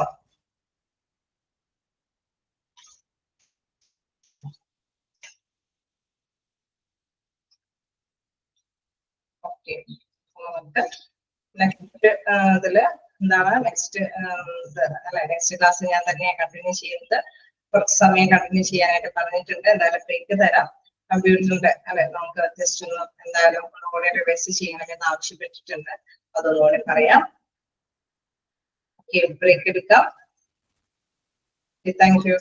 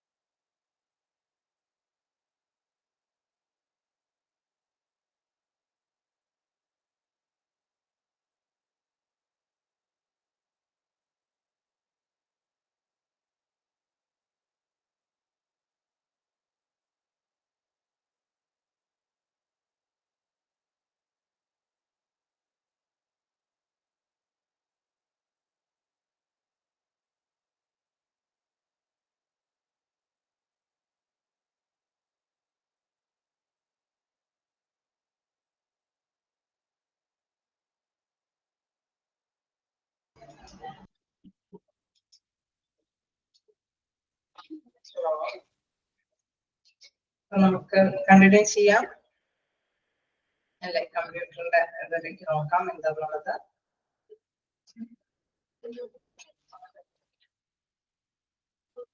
കമ്പ്യൂട്ടർ നമുക്കറിയാം അല്ലെ, നമ്മൾ എപ്പോഴും പിന്നെ ഏത് സാഹചര്യത്തിലാണെങ്കിലും കമ്പ്യൂട്ടറിന്റെ ഉപയോഗം എന്തായാലും വർദ്ധിച്ചു വരികയാണ്. അപ്പൊ നമ്മൾക്ക് ഏത് സിസ്റ്റമിലൊക്കെ നമ്മൾ നേരത്തെ കണ്ട എക്യുപ്മെന്റ്സിന്റെ മിക്കവാറും കാര്യങ്ങളിൽ നമ്മുടെ കമ്പ്യൂട്ടറിലാണ് അത് സ്ക്രീൻ ഔട്ട് ചെയ്തിട്ടാണ് ഡോക്ടേഴ്സ് പല കാര്യങ്ങളും ഡിസൈഡ് ഒക്കെ ചെയ്യുന്നത്. അപ്പൊ ഇത് പറഞ്ഞ മാതിരി തന്നെ നമ്മളുടെ ബേസിക്കലി നമുക്കറിയാം ഈ കമ്പ്യൂട്ടർ അത് വളരെ ഉപകാരപ്രദമായത് കൊണ്ട് തന്നെ എന്താണ് തീർച്ചയായിട്ടും അതിന്റെ ഒരു ഉപയോഗം അത് കൃത്യമായിട്ട് തന്നെ നമ്മൾ ജസ്റ്റ് അതിന്റെ ഫണ്ടമെന്റൽസ് എങ്കിലും ജസ്റ്റ് അറിഞ്ഞിരിക്കണം. അപ്പൊ നമുക്ക് ഒരു ഓഫീസ് വർക്കുകളൊക്കെ വരുമ്പോൾ പ്രധാനമായിട്ടും കമ്പ്യൂട്ടറിന്റെ ബേസിക് ആയിട്ടുള്ള കാര്യങ്ങളാണ് നമ്മൾ മസ്റ്റായിട്ട് അറിഞ്ഞിരിക്കുന്നത്. അപ്പൊ അതുമായി ബന്ധപ്പെട്ട ബേസിക് ഓഫ് കമ്പ്യൂട്ടേഴ്സ് ആണ് നമുക്ക് ഇതിൽ പ്രധാനമായിട്ട് ഡിസ്കസ് ചെയ്യാനുള്ളത്. ഇതിൽ പ്രധാനമായിട്ടും കണ്ടേക്കുന്നത് അല്ലെ, ഓരോന്നും വായിച്ചു കഴിഞ്ഞ പ്രാവശ്യത്തെ മാതിരി തന്നെ പോകണം. കമ്പ്യൂട്ടർ ആണ് electronic equipment that process and store digital data. They consist of hardware and software component that work together to carry out various tasks. അതായത് നമുക്കറിയാം ഹാർഡ്വെയറും സോഫ്റ്റ്വെയർ അല്ലെ, പ്രോഗ്രാമുകളെല്ലാം നമ്മൾ സോഫ്റ്റ്വെയർ എന്ന് പറയും. നമുക്ക് ടച്ച് ചെയ്ത് കാണാൻ സാധിക്കുന്ന വിസിബിൾ ആയിട്ടുള്ള സംഭവങ്ങളെല്ലാം തന്നെ നമ്മൾ ഹാർഡ്വെയർസ് എന്ന് പറയും അല്ലെ. അപ്പൊ പ്രോഗ്രാമുകളെല്ലാം അത് ഏതൊക്കെ രീതിയിലുള്ള പ്രോഗ്രാം, നമ്മൾക്ക് എന്തെങ്കിലും ചിലപ്പോൾ കളിക്കുന്ന പ്രോഗ്രാമുകൾ ഉണ്ടാവും. ഒരു ഓഫീസിൽ വർക്കുമായി ബന്ധപ്പെട്ട പ്രോഗ്രാം സെറ്റ് ചെയ്ത് വെച്ചിട്ടുണ്ടാവും. അപ്പൊ അത് ഏത് രീതിയിലുള്ള പ്രോഗ്രാം ആണോ അത് നമ്മൾ കണ്ടിന്യൂ ചെയ്ത് ഉപയോഗിക്കുമ്പോൾ നമ്മൾ അതിലേക്ക് ഏബിൾ ആവുകയാണ് ചെയ്യുന്നത്. അപ്പൊ നമുക്ക് ടച്ച് ചെയ്ത് നോക്കാൻ പറ്റുന്ന അതേമാതിരി മൗസ്, പ്രിന്റർ അല്ലെങ്കിൽ മോണിറ്റർ ഇതെല്ലാമാണ് ഇത് ഹാർഡ്വെയർസ് എന്നൊക്കെ പറയുന്നത്. അപ്പൊ the fundamental components of a computer consist of a central processing unit, CPU, memory, input, output devices and storage devices. സാധാരണയായിട്ട് നമുക്കറിയാം ഇൻപുട്ട് ഔട്ട്പുട്ട് എന്നൊക്കെ പറയുന്നത് നമ്മൾ കൊടുക്കുന്ന സംഭവങ്ങൾ അല്ലെ, അത് ഇൻപുട്ട് പെർസെന്റേജ് നമുക്ക് തിരിച്ച് നമ്മൾ കൊടുക്കുന്ന അനുസരിച്ചിട്ട് നമുക്ക് റിട്ടേൺ തരുന്നതാണ് എന്ത് ഔട്ട്പുട്ട്. ഇപ്പൊ ഇൻപുട്ട് ഔട്ട്പുട്ട് ഡിവൈസുകളൊക്കെ നമുക്കറിയാം മോണിറ്റർ ഒക്കെയാണ് നമുക്ക് അത് കാണിച്ചു തരുന്നത്. പിന്നെ അതിന് CPU എന്ന് പറയുന്നത് സെൻട്രൽ പ്രോസസിംഗ് യൂണിറ്റ് ആണ്. അതായത് നമ്മൾ കൊടുക്കുന്ന ഇൻപുട്ടുകളെല്ലാം പ്രവർത്തിക്കുന്നത് എവിടെയാണ്? സെൻട്രൽ പ്രോസസിംഗ് യൂണിറ്റിലാണ്, CPU-ലാണ്. പിന്നെ മെമ്മറി ഉണ്ട്, നമുക്കതറിയാം അല്ലെ, റോം എന്നൊക്കെ പറഞ്ഞുകൊണ്ട് റീഡ് ഓൺലി മെമ്മറി ഉണ്ട്, റീഡ് ആക്സസ് മെമ്മറി ഒക്കെ നമുക്കുണ്ട്. അതായത് കമ്പ്യൂട്ടറിൽ അത് തിരിച്ച് അല്ലെ നമുക്ക് വീണ്ടും യൂസബിൾ ആക്കാൻ പറ്റുന്ന തരത്തിലുള്ള മെമ്മറികളൊക്കെ ഉണ്ട് എന്നുള്ളത്. സ്റ്റോറേജ് ഡിവൈസ് നമുക്ക് എവിടെ വേണമെങ്കിലും അത് സ്റ്റോർ ചെയ്ത് വെക്കാം, പെൻഡ്രൈവിൽ സ്റ്റോർ ചെയ്ത് വെക്കാം, അല്ലെങ്കിൽ മറ്റേതെങ്കിലും കോപ്പർ ഡിസ്കോ അത് ഏതിൽ വേണമെങ്കിലും നമുക്ക് സ്റ്റോർ ചെയ്ത് വെക്കാനുള്ള കപ്പാസിറ്റികളുള്ള സംഭവങ്ങളുണ്ട്. അത് എത്രത്തോളം കപ്പാസിറ്റി ഉള്ളതാണോ, എത്ര ചെറുത് വേണോ, അത് ഏത് രീതിയിലും നമുക്ക് അത്തരത്തിലുള്ള ഡിവൈസുകൾ ഇപ്പോഴത്തെ കാലത്ത് ലഭ്യമാണ്. Then the CPU is said to be the brain of the computer. കാരണം നമുക്കറിയാം പ്രോസസ്സിംഗ് എല്ലാം നടക്കുന്നത് എവിടെയാണ്? നമ്മുടെ CPU-ലാണ്. അതുകൊണ്ട് തന്നെ അതിനെ ബ്രെയിൻ ഓഫ് ദ കമ്പ്യൂട്ടർ എന്ന് വിളിക്കുന്നു. Then എന്താണ് ഇൻസ്ട്രക്ഷൻസ് ആൻഡ് പെർഫോമിംഗ് കാൽക്കുലേഷൻസ്, അതായത് തരുന്ന ഇൻസ്ട്രക്ഷൻസ് അനുസരിച്ചിട്ടാണ് ഈ ബ്രെയിൻ പ്രവർത്തിക്കുന്നത്. അത് ചിലപ്പോൾ കാൽക്കുലേഷൻ ആയിരിക്കാം, ചിലപ്പോൾ എന്തെങ്കിലും അല്ലെ ഡോക്യുമെന്റ്സ് ടൈപ്പ് ചെയ്യാനായിരിക്കാം. ഏത് രീതിയിലുള്ള കാര്യങ്ങളാണെങ്കിലും അത് അതനുസരിച്ചിട്ട് തന്നെ പ്രവർത്തിക്കുകയാണ് ചെയ്യുന്നത്. Then memory store data, instructions and perform calculations. Memory store data and instructions that the CPU requires to access quickly. Input output device to make the user able to interact with the computer such as a keyboard and mouse. നമുക്കറിയാം ഇൻപുട്ടും ഔട്ട്പുട്ടും സാധാരണയായിട്ട് കൊടുക്കുന്നത് അല്ലെ നമ്മുടെ keyboard mouse ഉപയോഗിച്ചിട്ടാണ് ഇൻപുട്ടുകളെല്ലാം കൊടുക്കുന്നത്. നമുക്ക് ഔട്ട്പുട്ട് ലഭ്യമാക്കുന്നത് മോണിറ്റർ വഴി ഈ കീബോർഡും മൗസും ഉപയോഗിച്ചിട്ട് തന്നെയാണ്. സ്റ്റോറേജ് ഡിവൈസ്, അതുകൊണ്ട് നിങ്ങൾ ഇതൊക്കെ ഒന്ന് ജസ്റ്റ് നോട്ട് ചെയ്ത് വെക്കുക. എന്താണ് ഇൻപുട്ട് ഔട്ട്പുട്ട് ഡിവൈസുകൾ, അല്ലെങ്കിൽ സ്റ്റോർ ചെയ്തിരിക്കുന്ന ഇതുകൾ എവിടെയൊക്കെയാണ്? മെമ്മറിയിൽ അല്ലെ, അതുമായി ബന്ധപ്പെട്ട കാര്യങ്ങൾ. പിന്നെ എന്താണ് സോഫ്റ്റ്വെയർസ്, എന്താണ് ഹാർഡ്വെയർ, എന്താണെന്നൊക്കെ ടെസ്റ്റ് ഇപ്പൊ മോക്ക് ടെസ്റ്റ് ഒക്കെ വരുമ്പോൾ അതൊക്കെ ജസ്റ്റ് ഒന്ന് നോട്ട് ചെയ്ത് വെക്കുന്നത് നല്ലതായിരിക്കും. എന്താണ് പ്രധാനമായിട്ടും ഓപ്പറേറ്റിംഗ് സിസ്റ്റം ആൻഡ് ആപ്ലിക്കേഷൻസ് ആണ് software programs that allow the computer to perform a specific task. അതായത് നമ്മൾ സാധാരണയായിട്ട് എന്തെങ്കിലും ഒരു സ്പെസിഫിക് ആയിട്ടുള്ള കാര്യങ്ങൾ ചെയ്യുന്നതിന് വേണ്ടിയിട്ട് ആപ്ലിക്കേഷൻ സോഫ്റ്റ്വെയർ ഉപയോഗിച്ചിട്ടാണ് ആ ഒരു സെപ്പറേറ്റ് അല്ലെ അതിന് വേണ്ടി സ്പെഷ്യൽ ആയിട്ട് പ്രോഗ്രാം സെറ്റ് ചെയ്ത് വെക്കുന്നുണ്ടെങ്കിൽ അത് ആപ്ലിക്കേഷൻ സോഫ്റ്റ്വെയർ ആണ്. ആ കാര്യങ്ങൾ മാത്രമേ ആ സോഫ്റ്റ്വെയർ ഉപയോഗിച്ചിട്ട് ചെയ്യാനായിട്ട് സാധിക്കുകയുള്ളൂ. എന്താണ് ഫണ്ടമെന്റൽസ് ഓഫ് കമ്പ്യൂട്ടറിംഗ് ടൂൾസ്. നമ്മൾ നേരത്തെ പറഞ്ഞു ഹാർഡ്വെയർ, സോഫ്റ്റ്വെയർ എന്താണെന്നുള്ളത് ജസ്റ്റ് പറഞ്ഞതാണ് അല്ലെ. നമ്മൾ ജസ്റ്റ് ഇതൊക്കെ ഒന്ന് നോട്ട് ചെയ്ത് വെക്കാം. ചിലപ്പോഴൊക്കെ നമ്മളിപ്പോ ടെസ്റ്റുകളും കാര്യങ്ങളൊക്കെ വരുമ്പോൾ എന്താണ് ഹാർഡ്വെയർ, സോഫ്റ്റ്വെയർ എന്നൊക്കെ പറയുമ്പോൾ കുറെ സംഭവങ്ങളൊക്കെ വരുമ്പോൾ അല്ലെ, ഇതൊക്കെ മാറിപ്പോവാതിരിക്കാനൊക്കെ ആയിട്ട് ശ്രദ്ധിക്കുക. ഹാർഡ്വെയർ എന്നൊക്കെ പറയുമ്പോൾ memory, storage device, input, output and mother ബോർഡുകളെല്ലാം. സോഫ്റ്റ്വെയർ എന്ന് പറയുമ്പോൾ നമുക്കറിയാം പ്രോഗ്രാമുകൾ അല്ലെ, എന്തൊക്കെ പ്രോഗ്രാമുകൾ, വിൻഡോസ്, മാക്രോസ്, ലിനക്സ്, ഇതെല്ലാം എന്താണ് ഓരോരോ പ്രോഗ്രാമുകളാണ്. ഏത് രീതിയിലും പ്രോഗ്രാമുകൾ സെറ്റ് ചെയ്ത് വെക്കാമെന്ന് പറഞ്ഞു. ആപ്ലിക്കേഷൻ പ്രോഗ്രാമുകളുണ്ട്, സിസ്റ്റം പ്രോഗ്രാമുകളുണ്ട്. അത് ഏത് രീതിയിലുള്ള പ്രോഗ്രാമുകളും സോഫ്റ്റ്വെയർ എന്നാണ് അറിയപ്പെടുന്നത്. സെൻട്രൽ പ്രോസസിംഗ് യൂണിറ്റ്, നമ്മൾ ബ്രെയിൻ ഓഫ് ദ കമ്പ്യൂട്ടർ പറഞ്ഞു. എന്താണ് അവിടെയാണ് പ്രവർത്തനങ്ങൾ നടക്കുന്നത് അല്ലെ, സെൻട്രൽ പ്രോസസിംഗ് യൂണിറ്റ്. പിന്നെ എന്താണ് മെമ്മറി, അവിടെ എന്താണ് മെമ്മറി സ്റ്റോർ ചെയ്ത് വെക്കണം. അത് ഉള്ളത് അല്ലെ, it includes random access memory and cage memory. അതായത് പ്രധാനമായിട്ട് നമ്മളത് സ്റ്റോർ ചെയ്ത് വെച്ചിട്ടാണ് പ്രവർത്തനങ്ങൾ തരുന്നത്. അത് മാത്രമല്ല നമുക്ക് വീണ്ടും അത് അല്ലെ മോണിറ്റർ വഴി നമുക്ക് തരണമെങ്കിൽ പ്രവർത്തിക്കുമ്പോൾ ഇൻപുട്ട് വഴി സ്വീകരിക്കേണ്ടതുണ്ട്. തിരിച്ച് നമുക്ക് അത് പ്രവർത്തനങ്ങൾക്ക് ശേഷം അത് കൃത്യമായിട്ട് തന്നെ മോണിറ്റർ ചെയ്ത് തരുന്നവരെയും സ്റ്റോർ ചെയ്ത് വെക്കേണ്ടതുണ്ട്. സ്റ്റോറേജ്, പെർമനന്റ് സ്റ്റോറേജ് ഡിവൈസ്, അതായത് നമ്മളിപ്പോ കൊടുക്കുന്ന അല്ലെ ഉണ്ടാക്കുന്ന എല്ലാ ഡാറ്റകളും അതെല്ലാം എവിടെയെങ്കിലും നമ്മൾ സൂക്ഷിച്ച് വെക്കണം. അപ്പൊ സ്റ്റോറേജ് വെക്കാനായിട്ട് ഹാർഡ് ഡിസ്ക് ഡ്രൈവുകൾ അല്ലെങ്കിൽ സോളിഡ് സ്റ്റേറ്റ് ഡ്രൈവുകൾ, ഇപ്പൊ അല്ലെ പെൻ ഡ്രൈവുകൾ, അങ്ങനെ ഏതെങ്കിലുമൊക്കെ രീതിയിലൊക്കെയാണ് നമ്മൾ ഈ ഡാറ്റാസ് ഒക്കെ സ്റ്റോർ ചെയ്ത് വെക്കുന്നത്.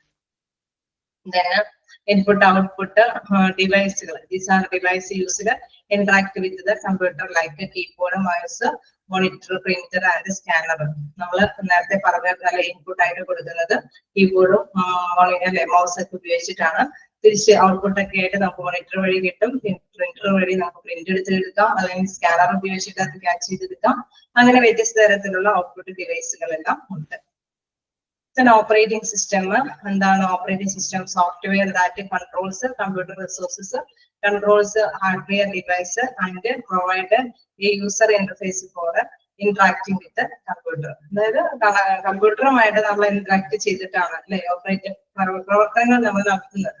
അപ്പൊ അത് കൺട്രോൾ ചെയ്ത് കമ്പ്യൂട്ടറിന്റെ റിസോഴ്സസുകൾ, അതായത് അതിന്റെ വിഭവശേഷി അത് കൺട്രോൾ ചെയ്യുന്നത് ഹാർഡ്വെയർ ഡിവൈസുകളാണ്. നമ്മൾ കൊടുക്കുന്ന ഇൻഫോർമേഷൻസിന്റെ അനുസരിച്ചിട്ട് നമ്മൾ ഇന്ററാക്ട് ചെയ്ത്, അതായത് നമ്മൾ ബന്ധപ്പെട്ട് അവർക്ക് കൊടുക്കുന്ന അനുസരിച്ചിട്ടാണ് ഔട്ട്പുട്ട് കിട്ടുന്നത്.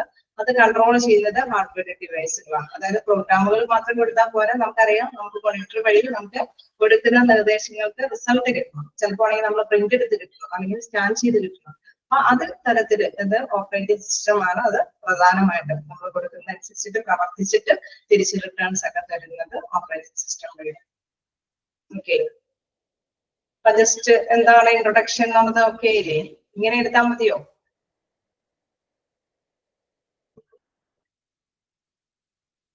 ഇനി നമുക്ക് അറിയാനുള്ളത് 2-3 അല്ലെ മൈക്രോസോഫ്റ്റ് വേഡ് ഉണ്ട്, അതോടൊപ്പം തന്നെ മൈക്രോസോഫ്റ്റ് പവർ പോയിന്റ് ഉണ്ട്, പിന്നെ മൈക്രോസോഫ്റ്റ് എക്സൽ ഉണ്ട്.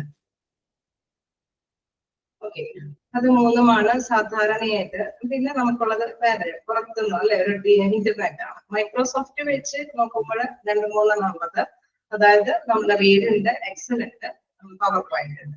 അത് 3ഉം നിങ്ങൾക്ക് ഞാൻ ഒന്നിച്ച് പറഞ്ഞു തരാൻ ശ്രമിക്കുകയാണ്. കാരണം ഇത്രയും നമ്മൾ ഡീപ്പായിട്ട് എടുക്കേണ്ടതില്ല. ചിലപ്പോൾ കേൾക്കുന്ന ഇങ്ങനെ ഇരിക്കുന്നവർക്ക് ചിലപ്പോൾ പോകാതിരിക്കാനോ ഓരോ പോയിന്റും വെച്ച് വരുമ്പോൾ, അതുകൊണ്ടാണ് ഞാനിങ്ങനെ ഒന്നിച്ച് തരുമ്പോൾ ചിലപ്പോൾ നിങ്ങൾക്ക് അത് ഗ്രാസ്പ് ചെയ്യാനായിട്ട് എളുപ്പമായിരിക്കും. ക്വസ്റ്റ്യൻസ് വരുന്നതും അങ്ങനെയുള്ള മോഡൽ നിങ്ങളിപ്പം ടെസ്റ്റ് അറ്റൻഡ് ചെയ്ത് കാണും. അപ്പൊ അതില് അല്ലെ പ്രധാനമായിട്ടും എക്സലും എന്താണ് പവർ പോയിന്റ് ഒക്കെ ചോദിക്കുന്ന രീതി അല്ലെ, അത് കൃത്യമായിട്ട് നിങ്ങൾക്ക് മനസ്സിലാക്കാം. ഇതിന്റെ പ്രധാനമായിട്ടുള്ള കാര്യം മനസ്സിലാക്കേണ്ടത്, നമ്മളുടെ ഹോസ്പിറ്റലിലാണെങ്കിലും എവിടെയാണെങ്കിലും എന്തെങ്കിലും ഒരു ഡോക്യുമെന്റോ അല്ലെങ്കിൽ റെസ്യൂമോ അല്ലെങ്കിൽ എന്തെങ്കിലും അല്ലെ എന്തെങ്കിലും പേപ്പർ വർക്കൊക്കെ വരുമ്പോൾ അത് തയ്യാറാക്കാൻ ചെയ്യും നമ്മളെപ്പോഴും സാധാരണയായിട്ട് ചൂസ് ചെയ്യുന്നത് മൈക്രോസോഫ്റ്റ് വേഡ് ആണ്. ഓക്കെ, നമ്മൾ വേർഡ് ഉപയോഗിക്കുമ്പോൾ നമുക്ക് അതിന്റെ അല്ലെ നമ്മുടെ ഫ്രണ്ടിൽ തന്നെ നമുക്ക് അത് സൈസ് കൂട്ടാനോ അല്ലെങ്കിൽ അതിന്റെ പേജസിന്റെ ലെങ്ത് കുറയ്ക്കാനോ അല്ലെങ്കിൽ ഹെഡിങ് കൊടുക്കാനോ ബോൾഡ് ആക്കാനോ അങ്ങനെ പല പല ഓപ്ഷൻസ് അതിൽ വന്നിട്ടുണ്ടാവും. നമുക്ക് അതനുസരിച്ചിട്ട് തന്നെ അത് കൈകാര്യം ചെയ്യാനായിട്ട് സാധിക്കും. അതോടൊപ്പം തന്നെ നമുക്ക് സ്ക്രീനിൽ അല്ലെ ഇതിന്റെ റെസ്യൂമുകളൊക്കെ നമുക്ക് ഫോർമാറ്റുകളൊക്കെ കാണിച്ചു തരും. അപ്പൊ ഈ ഫോർമാറ്റുകൾ എടുത്തിട്ട് നമുക്ക് ആ ഫോർമാറ്റുകളിൽ എന്തെങ്കിലും ഭേദഗതിയൊക്കെ വരുത്തിയാൽ മതി. അത് അനുസരിച്ചിട്ട് നമ്മൾ അതെടുത്തിട്ട് എന്താ ചെയ്യുന്നത്, അതിന് ചില കൂട്ടേണ്ടത് കുറയ്ക്കേണ്ടതും ചില വേഴ്സുകൾ അല്ലെങ്കിൽ ചില പാരഗ്രാഫുകൾ കട്ട് ചെയ്യും, അല്ലെങ്കിൽ ഡേറ്റുകൾ മാറ്റി കൊടുക്കും.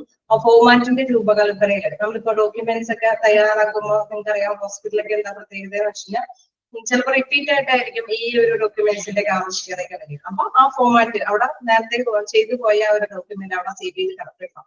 എന്നിട്ട് അത് എടുത്തിട്ട് മൈക്രോസോഫ്റ്റ് വേഡ് വഴി നമ്മൾ അതിൽ എന്തെങ്കിലുമൊക്കെ ഭേദഗതികളൊക്കെ വരുത്തിയിട്ട് വീണ്ടും നമുക്ക് ആവശ്യമായ ഡേറ്റും കാര്യങ്ങളൊക്കെ ഉൾപ്പെടുത്തി അല്ലെ പേരുകളും കാര്യങ്ങളൊക്കെ മാറ്റങ്ങളൊക്കെ വരുത്തിയിട്ട് അത് സെൻഡ് ചെയ്യാനൊക്കെ ചെയ്യുന്നു. അപ്പൊ അത്തരം ഡോക്യുമെന്റ്സും പേപ്പേഴ്സുകളും എല്ലാം ചെയ്യുന്നത് എവിടെയാന്ന് പറയുന്നു, നമ്മുടെ MS വേഡിലാണ്, മൈക്രോസോഫ്റ്റ് വേഡിലാണ്. ജസ്റ്റ് ഒന്ന് നോക്കാം. മൈക്രോസോഫ്റ്റ് വേഡ്, അതായത് അതില് നമ്മൾ പറഞ്ഞു എന്താണ് it permits users create, edit, format and save documents. നമുക്ക് ഒരു എന്തെങ്കിലും നമുക്കത് ക്രിയേറ്റ് ചെയ്യാൻ സാധിക്കും, എഡിറ്റ് എന്തെങ്കിലും ഭേദഗതികൾ വരുത്താൻ സാധിക്കും. മിക്കവാറും നമ്മൾ പറഞ്ഞു അവിടെ എന്തായാലും ഫസ്റ്റ് അല്ലെ ഹോസ്പിറ്റൽ എന്നൊക്കെ പറയുമ്പോൾ നമ്മളൊക്കെ പുതിയതായിട്ട് ചാർജ് എടുക്കുമ്പോൾ അവിടെ ഓൾറെഡി ഉണ്ടായിരുന്ന ഹോസ്പിറ്റൽ ആയിരിക്കും. അപ്പൊ അവിടെ ഓൾറെഡി കുറെ കാര്യങ്ങൾ ഇങ്ങനെ അപ് ടു ഡേറ്റ് ആയിട്ട് ഇങ്ങനെ നടന്നുകൊണ്ടിരിക്കും. അതിന്റെ ഫോളോവേഴ്സ് ആയിരിക്കും നമ്മൾ. അപ്പൊ എന്താണ് അവിടെ ഓൾറെഡി എന്താണോ നടന്നുകൊണ്ടിരിക്കുന്നത് അതിന്റെ ഒരു മാറ്ററുകൾ അവിടെ എന്തായാലും ഉണ്ടാവും. നമ്മൾ ചെല്ലുമ്പോൾ എന്താണ് പുതിയൊരു അപ്പോയിന്റ്മെന്റ്സ് ഒക്കെ ആയിട്ട് നമ്മൾ ചെല്ലുമ്പോഴും അങ്ങനെ തന്നെ വരാം. അതിന്റെ ഫോളോവേഴ്സ് ആവുമ്പോൾ ആ ഒരു സ്ക്രീൻ ഔട്ട് എടുത്തിട്ട് നമ്മൾ അതിന്റെ ഭേദഗതികളൊക്കെയാണ് വരുത്തിപ്പോകും. അപ്പൊ ഇത്തരത്തില് എന്തെങ്കിലും ഇങ്ങനത്തെ സംഭവങ്ങൾ, അതായത് നമ്മൾ എന്തെങ്കിലും ഡോക്യുമെന്റ്സോ അല്ലെങ്കിൽ റെസ്യൂമുകളോ അല്ലെങ്കിൽ പരാതികളോ റിപ്പോർട്ടുകളോ അങ്ങനെ എന്തെങ്കിലുമൊക്കെ തയ്യാറാക്കേണ്ടി വരുമ്പോൾ ഇതെല്ലാം നമ്മൾ ഇന്നത്തെ പറയുന്നുണ്ട് write reports, letters, resumes and more then ഡോക്യുമെന്റ്സുകൾ സംഭവങ്ങളൊക്കെ വരുമ്പോൾ നമ്മൾ ഇത് ക്രിയേറ്റ് ചെയ്യാനും എഡിറ്റ് ചെയ്യാനും ഫോർമാറ്റ് ചെയ്യാനും സേവ് ചെയ്യാനൊക്കെ ആയിട്ട് ഇതിൽ എളുപ്പം സാധിക്കും. അതനുസരിച്ചിട്ട് അത് ഉപയോഗപ്രദമാക്കാം എന്നുള്ളതാണ്. User friendly interface, document creation and edit ചെയ്യാൻ സാധിക്കും. കൊളാബറേഷൻ ആൻഡ് ഷെയർ, ഇത് ആർക്കൊക്കെ ഷെയർ ചെയ്യാനായിട്ട്, അതായത് സഹപ്രവർത്തകർക്ക് വേണ്ടിയിട്ടാണെങ്കിലും ഏത് ഡിപ്പാർട്ട്മെന്റിലേക്കൊക്കെ ആണെങ്കിലും അത് ഷെയർ ചെയ്യാൻ സാധിക്കും. ഇനി മറ്റുള്ളവരെ മറിച്ച് ചെയ്ത് കൂട്ടാനൊക്കെ ആയിട്ടെന്ന് വെച്ച് കഴിഞ്ഞാൽ ചിലപ്പോൾ മറ്റൊരു ഡിപ്പാർട്ട്മെന്റിലും ഇരുന്ന് നമ്മളുടെ വായത്തിന് തന്നെ വർക്ക് ചെയ്യേണ്ടതുണ്ട്. അപ്പൊ അവിടെ നയിക്കുന്ന ഇതും നമ്മൾ ഉണ്ടാക്കുന്നതും ഒക്കെ കൂടി ഒന്നിച്ച് കൂട്ടി കലർത്തി കൈകാര്യം ചെയ്യാനൊക്കെ ആയിട്ട് ഉള്ള സൗകര്യം ആ വീടിലുണ്ട്. അതെന്താ മാതിരി ഒരുപാട് അല്ലെ എന്താ കൂടുതലായിട്ട് കളറോ സൈസോ അല്ലെങ്കിൽ എന്തെങ്കിലും സ്റ്റൈലൊക്കെ കൂട്ടി കൊടുക്കാനൊക്കെ ആയിട്ടുള്ള ഓപ്ഷൻസ് എന്താണ് വീട്ടിലുണ്ടായിരിക്കും. നമ്മൾ ഇതെല്ലാം ചെയ്തതിനു ശേഷം സ്പെൽ ചെക്കും ഗ്രാമറും മിസ്റ്റേക്കുകളൊക്കെ ക്ലിയർ ആയിട്ട് ചെയ്യാനായിട്ടുള്ള ഓപ്ഷൻസ് ഉണ്ട്. ഇൻസേർട്ടിങ് മാനിപ്പുലേറ്റിംഗ് ഒബ്ജക്ട്സ് ഒക്കെ എന്തെങ്കിലുമൊക്കെ കൂടുതൽ അല്ലെ നമ്മൾ ഇപ്പൊ ചെയ്തുകൊണ്ടിരിക്കുകയാണ്. ആ ഡിപ്പാർട്ട്മെന്റ് ഈ ഡിപ്പാർട്ട്മെന്റ് ഒക്കെ ഒന്നിച്ച് വർക്ക് ചെയ്ത് അതെല്ലാം മെർജ് ചെയ്ത് പിന്നെ അതിലെല്ലാം സ്പെല്ലിംഗ് വേരിയേഷൻ ഒക്കെ ചെയ്ത് അങ്ങനെ ചെയ്തുകൊണ്ടിരിക്കുമ്പോൾ നമുക്ക് തോന്നുകയാണ് കുറച്ചും കൂടി കൃത്യതയ്ക്ക് വേണ്ടി കുറച്ച് ഇമേജസ് അല്ലെങ്കിൽ പോയിന്റ് ഔട്ട് ചെയ്യാം അല്ലെങ്കിൽ ടേബിൾ ആക്കി തിരിക്കാം. അങ്ങനെയൊക്കെ വരുമ്പോൾ ആ ഡാറ്റാസുകളെ വീണ്ടും വേണമെങ്കിൽ അവർക്ക് സെപ്പറേറ്റ് ആയിട്ട് ഇമേജ് കൂട്ടിക്കൊടുത്ത് ടേബിൾ ആക്കി തിരിച്ച് കൈകാര്യം ചെയ്യാനായിട്ട് അതനുസരിച്ചിട്ട് ഇൻസെർട്ട് ചെയ്യാനൊക്കെ ആയിട്ട് സാധിക്കും. അതനുസരിച്ചിട്ടല്ലേ ലെറ്റേഴ്സും ഇതിൽ അത് തന്നെയാണ് പറയുന്നത്. അവസാനം നമുക്ക് ആവശ്യക്കാർക്ക് എത്തിച്ചു കൊടുക്കേണ്ട രീതിയിൽ തന്നെ നമുക്ക് റെസ്യൂംസും ലെറ്റേഴ്സും ബയോസും അല്ലെങ്കിൽ ഡോക്യുമെന്റ്സ് ഒക്കെ ആയിട്ട് കൈകാര്യം ചെയ്തു കൊടുക്കാനായിട്ട് സാധിക്കും എന്നുള്ളതാണ്. കേൾക്കണ്ട അതിന്റെ ഒരു ഇത് കാണിച്ചു തരുന്നുണ്ട് ഏതൊക്കെ രീതിയിലാണ് ഇതിങ്ങനെ ചെയ്യുന്നത് എന്നുള്ളത്. കൃത്യമായിട്ട് അത് സ്ക്രീൻ ഔട്ട് ചെയ്യുമ്പോൾ ഓട്ടോമാറ്റിക്കലി നമുക്ക് ചെയ്ത് അല്ലെ ഫസ്റ്റ്ലി നമുക്ക് എന്തായാലും ഒരു സ്റ്റാർട്ടിങ് ഏത് പഠിച്ച കോഴ്സ് ആണെങ്കിലും നമുക്കൊരു ബുദ്ധിമുട്ടുണ്ടാവും അല്ലെ. പക്ഷെ നമ്മൾ ഓട്ടോമാറ്റിക്കലി അത് ക്യാച്ച് ചെയ്ത് പോകും. അത് ആപ്ലിക്കബിലിറ്റി ഇൻ ഹോസ്പിറ്റലിൽ പറയുന്നുണ്ട്. പേഷ്യൻസിന്റെ റെക്കോർഡ് ഞാൻ നേരത്തെ പറഞ്ഞു അവിടെ കണ്ടിന്യൂ ആയിട്ട് ചെയ്തുകൊണ്ടിരിക്കുന്ന വർക്കേഴ്സുകളായിരിക്കും ഈ റെക്കോർഡ് തയ്യാറാക്കുക, മെഡിക്കൽ റിപ്പോർട്ടുകൾ ലെറ്റേഴ്സ് ഉണ്ടാക്കുക, SOPs സ്റ്റാൻഡേർഡ് ഓപ്പറേറ്റിംഗ് പ്രൊസീജിയേഴ്സ് അല്ലെങ്കിൽ എഡ്യൂക്കേഷൻ മെറ്റീരിയൽ ആയിട്ട് ഇത് ഉപയോഗിക്കുന്ന ചില കാര്യങ്ങൾ ചില ഡോക്ടേഴ്സിന്റെ ലെറ്റേഴ്സും കാര്യങ്ങളും അല്ലെങ്കിൽ അവരുടെ ഡയഗ്നോസിസുമായി ബന്ധപ്പെട്ട സമര റിപ്പോർട്ടുകളൊക്കെ ചിലപ്പോൾ പഠിക്കുന്നതിന് വേണ്ടിയിട്ട് അതല്ലെങ്കിൽ അവിടെയുള്ള ഇപ്പൊ ഏതെങ്കിലും സ്ഥാപനങ്ങൾ അല്ലെങ്കിൽ നമുക്കറിയാം ഹോസ്പിറ്റലൊക്കെ അതിനോട് ചേർന്ന് തന്നെ കുറെ സ്റ്റുഡൻസ് കൂടെയും പ്രാക്ടീസ് ചെയ്തിട്ടുണ്ടാവും. അപ്പൊ അവർക്ക് കുറെ സെമിനാർസും സംഭവങ്ങളൊക്കെ സംഘടിപ്പിച്ചു കൊടുക്കാനൊക്കെ ആയിട്ട് ഇത് ഉപകാരപ്പെടേണ്ടതുണ്ടാവും. അതനുസരിച്ചിട്ട് അതിന്റെ കാര്യങ്ങളൊക്കെ എന്താണ് ഡോക്യുമെന്റ്സ് ഒക്കെ തയ്യാറാക്കേണ്ടതുണ്ടാവും.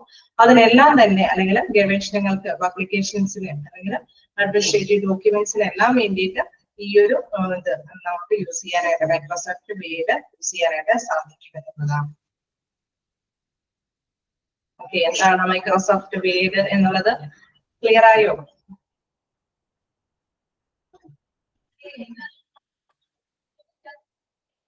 റെസ്പോണ്ട് ചെയ്യണോട്ടാ. എന്താണെന്ന് നമുക്ക് മനസ്സിലായോ? എന്താണ് ആ റെസ്പോണ്ട്? ഇങ്ങനെ മതിയില്ല, സ്റ്റോറി എക്സ്പ്ലെയിൻ ചെയ്യണോ? ഹലോ, പോയ ചോദിച്ചാറ് മൈക്രോസോഫ്റ്റ് വീട് ഓക്കെ ആയോ?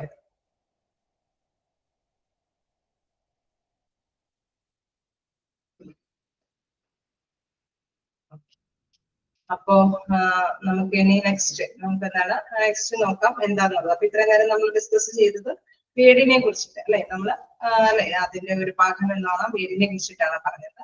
ഇനി നമുക്ക് നെക്സ്റ്റ് ഇതേമാതിരിയുള്ള ഒരു സംഭവം തന്നെയാണ് മൈക്രോസോഫ്റ്റ് പവർ പോയിന്റ്. അപ്പൊ ഇതും നമുക്ക് അല്ലെ ഒരു ഹോസ്പിറ്റലിനെ സംബന്ധിച്ച് നോക്കുമ്പോൾ അതിനും കുറച്ച് ഇതുകളുണ്ട്, കുറച്ച് ഫെസിലിറ്റീസ് ഒക്കെ ഉണ്ട് അല്ലെ. അതിന്റെ സൗകര്യങ്ങൾ എന്താണ്?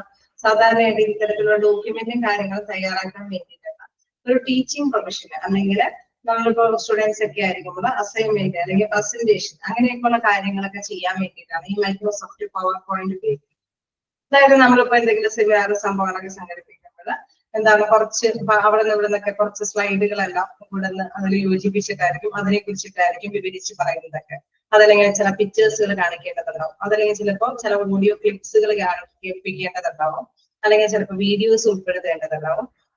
അങ്ങനെയൊക്കെ വരുമ്പോൾ നമ്മൾ എന്താണ് ഈ ഒരു മൈക്രോസോഫ്റ്റ് പവർ പോയിന്റ് ആണ് ഉപയോഗിക്കുന്നത്. അപ്പൊ നമ്മൾ എന്താണോ ഉദ്ദേശിക്കുന്നത് ആ മാറ്റർ നമുക്ക് ഇപ്പൊ നിങ്ങളിപ്പോ ജസ്റ്റ് അല്ലെ ഈ ഒരു സംഭവം തന്നെയാണ് PDF, അത് നിങ്ങളുടെ ടെക്സ്റ്റ് ബുക്കായിട്ട് നിങ്ങൾക്ക് അത് മനസ്സിലാക്കി പോകാനായിട്ട് സാധിക്കും. ഇതിൽ പിക്ചേഴ്സ് അല്ലെങ്കിൽ മറ്റുള്ളവരുടെ കുറെ ഓഡിയോ ക്ലിപ്പിങ്ങുകൾ അതങ്ങനെയൊക്കെ ഉൾപ്പെടുത്തി വരുമ്പോഴെന്താണ് അത് പവർ പോയിന്റ് ആയിട്ട് വരികയാണ്. അതായത് ഓരോ സ്ലൈഡുകൾ മാറ്റി കൊടുക്കുകയാണ്.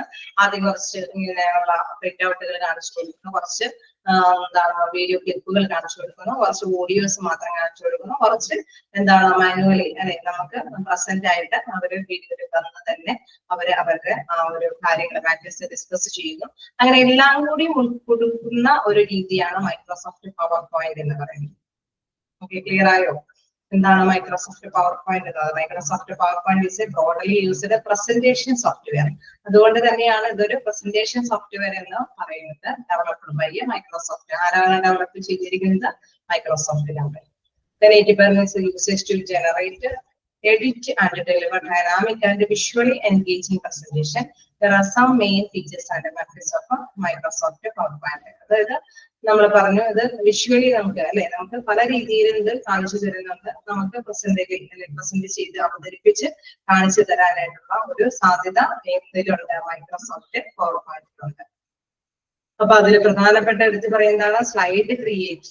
അതായത് നമുക്ക് എന്തെങ്കിലും അല്ലെ easily text, images, shape, chart and multimedia elements sliders. നമുക്കറിയാം വ്യത്യസ്ത തരത്തിലുള്ള സ്ലൈഡേഴ്സുകളെല്ലാം ഇതിനകത്ത് ഉൾക്കൊള്ളിച്ച് ഏത് സമയത്താണോ പ്രസന്റ് ചെയ്യേണ്ടത് ആ സമയത്ത് പ്രസന്റ് ചെയ്യാനൊക്കെ ആയിട്ട് സാധിക്കും. ചിലപ്പോൾ ഒരു പക്ഷേ ടീച്ചിങ് കാണിക്കുന്ന സമയമായിരിക്കും, അല്ലെങ്കിൽ ഒരു പക്ഷെ ഇത് അസൈൻമെന്റ്സ് അത് മൊത്തത്തിൽ ഇങ്ങനെ കാണിച്ചു കൊടുക്കാനൊക്കെ ആയിരിക്കും.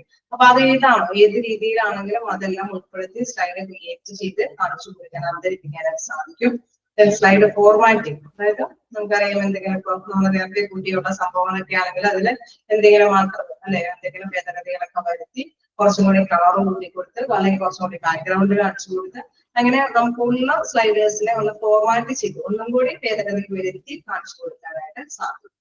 അതേമാതിരി തന്നെ സ്ലൈഡ് ലേഔട്ട്, അതായത് ചെറുതായിട്ട് നമുക്ക് അല്ലെ നമ്മൾ എന്തെങ്കിലും വ്യത്യസ്തമായിട്ടുള്ള ഇതുകളൊക്കെ എന്തെങ്കിലും കമ്പാരിസൺ ഒക്കെ ചെയ്ത് കാണിക്കേണ്ടതുണ്ടെങ്കിൽ കുറച്ചും കൂടി സമയം എടുത്ത് കുറച്ചും കൂടി ഡിസൈൻ ഒക്കെ ഉൾപ്പെടുത്തി കാണിക്കേണ്ടതുണ്ട്. നമ്മൾ ഭേദഗതി സ്ലൈഡ് ഫോർമാറ്റിങ്ങിൽ പറഞ്ഞ മാതിരി തന്നെ കുറച്ചും കൂടി അല്ലെ നമ്മൾ ഇത്തിരി കൂടി വെറൈറ്റി ആയിട്ടുള്ള ഒരു ലേഔട്ട് നടത്തണമെങ്കിൽ ഇച്ചിരി കൂടി ഭംഗിയിൽ കുറച്ചും കൂടി കാര്യങ്ങളൊക്കെ ഉൾപ്പെടുത്തണമെങ്കിൽ കമ്പാരിസൺ കാര്യങ്ങളൊക്കെ നടത്തണമെങ്കിൽ അതും ഇതിലൂടെ ഉൾപ്പെടുത്തി കൊടുക്കാനായിട്ട് സാധിക്കും എന്നുള്ളത്.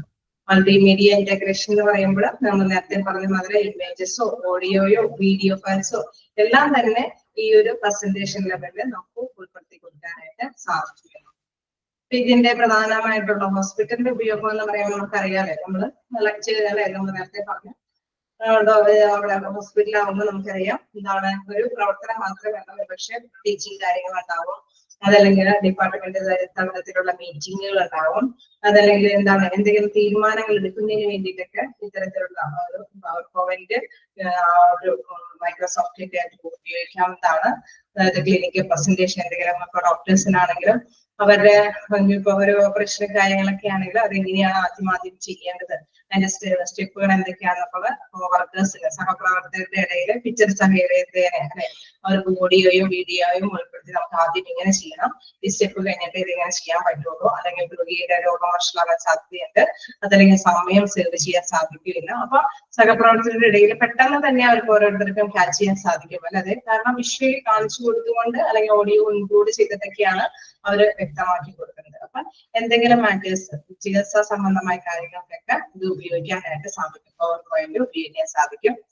Then managing and administrative presentation, അതായത് ഇതിൽ എന്താണ് പ്രധാനമായിട്ടും വരുന്നത്, നമുക്ക് എന്തെങ്കിലും തീരുമാനങ്ങളൊക്കെ എടുക്കുമ്പോൾ അല്ലെ, നമ്മുടെ സ്ട്രാറ്റജിക് ആയിട്ടുള്ള പ്ലാനുകളൊക്കെ എന്തെങ്കിലും ഉണ്ടെങ്കിൽ നമുക്ക് ഡിപ്പാർട്ട്മെന്റിൽ മീറ്റിങ്ങുകൾ വിളിച്ചു കൂട്ടുമ്പോഴൊക്കെ ചിലരുടെ വോയിസ് ക്ലിപ്പുകൾ ഇതൊക്കെ ഏൽപ്പിച്ചു കൊടുക്കേണ്ടതായിട്ട് വരും, അല്ലെങ്കിൽ ചില മാറ്റേഴ്സുകളിലെല്ലാം ഭേദഗതി വരുത്താൻ വേണ്ടിയിട്ട് എന്തെങ്കിലും അവർക്ക് വിഷ്വലി കാണിച്ചു കൊടുക്കേണ്ടതായിട്ട് വരും. ചിലപ്പോൾ ഇന്ന പ്രോബ്ലംസ് കൊണ്ട് അവിടെ ടൈം വേസ്റ്റ് ആവുന്നുണ്ട്, നമുക്ക് മാറ്റി ചിന്തിച്ച് ഇന്ന കാര്യങ്ങൾ തീരുമാനങ്ങൾ എടുക്കേണ്ടി വരും.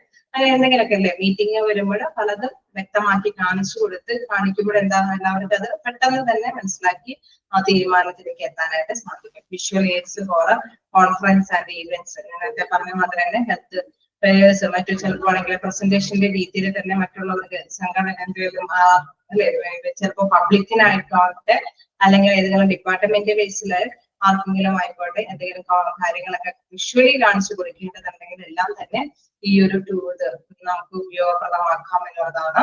PowerPoint paragraphs they are created visually captivating presentations to display their service initiatives and achievements. ചിലപ്പോൾ നമുക്കറിയാം എപ്പോഴും അത് വിഷ്വലി കാണിച്ചുകൊണ്ടിരിക്കും അല്ലെ, നമ്മുടെ ഹോസ്പിറ്റലിൽ നമ്മൾ വിഷ്വലി ഇങ്ങനെ ചില നേട്ടങ്ങളൊക്കെ ഇങ്ങനെ വന്നുകൊണ്ടിരിക്കും. കാരണം എന്താ, അത് പറയാതെ തന്നെ എല്ലാവർക്കും നോക്കുന്നവർക്ക് കണ്ട് ഗ്രഹിച്ചു പോകാനായിട്ടും ഹോസ്പിറ്റലിന്റെ ആ ഒരു പ്രസ്റ്റീജ് കാത്തു സൂക്ഷിക്കാനൊക്കെ ആയിട്ട് സാധിക്കുമെന്നുള്ളത്. ഇതൊക്കെയാണ് പവർ പോയിന്റിൽ വരുന്നത്. ജസ്റ്റ് ഇതുവരെ ഒന്ന് വായിച്ചു നോക്കുക.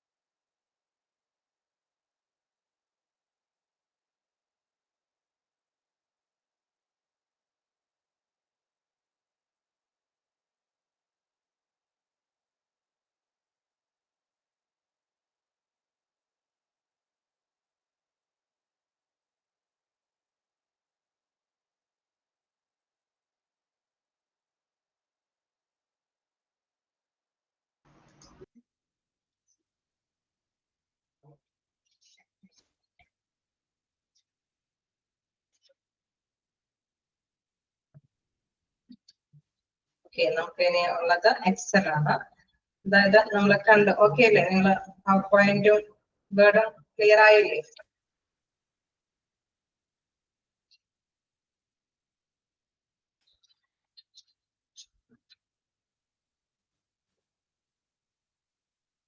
ഓക്കെ അല്ലേ?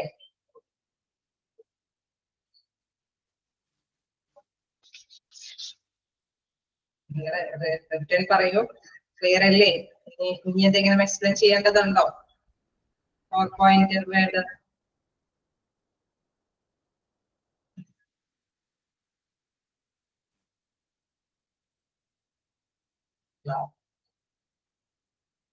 ഏതെങ്കിലും പോയിന്റ് വൈസ് ആയിട്ട് നിങ്ങൾക്ക് പറഞ്ഞു തരണമെന്നാണ് ഞാൻ ചോദിക്കുന്നത്. നിങ്ങൾക്ക് ക്യാച്ച് ചെയ്യാൻ പറ്റുന്നില്ലേ? ഒരു ഉള്ളടക്കം കിട്ടിയാൽ പോരെ, ഒന്നുകൂടി റെസ്പോണ്ട് ചെയ്യാം, പോരാങ്കിൽ വീണ്ടും എടുക്കാം. നല്ല സമയമുണ്ട്. അതുകൊണ്ടാണ് ഞാൻ ചോദിക്കുന്നത്. എന്തെങ്കിലും വീണ്ടും പറയേണ്ടതുണ്ടെങ്കിൽ പറഞ്ഞു പോവാം. അല്ല മതിയെങ്കിൽ നമുക്ക് കണ്ടിന്യൂ ചെയ്യാം.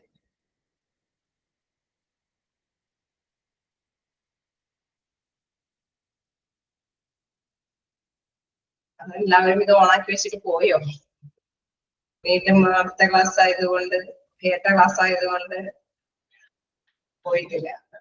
അപ്പൊ എന്തെങ്കിലും റിപ്ലൈ പറയും. ഇനിയും വേണമെങ്കിൽ ഇനി ഒന്നുകൂടി റിപ്പീറ്റ് ചെയ്ത് പറയാനെങ്കിൽ പറയും.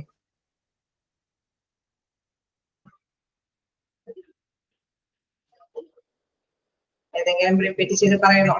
ഓക്കെയാണോ? ആർക്കെങ്കിലും ഓക്കെയാണോ? ഓക്കെ ആയവരൊന്ന് ഓക്കെ എന്നത് പറയാമോ? പിന്നെ ബാക്കിയുള്ളവരെ നോക്കിയാൽ മതി.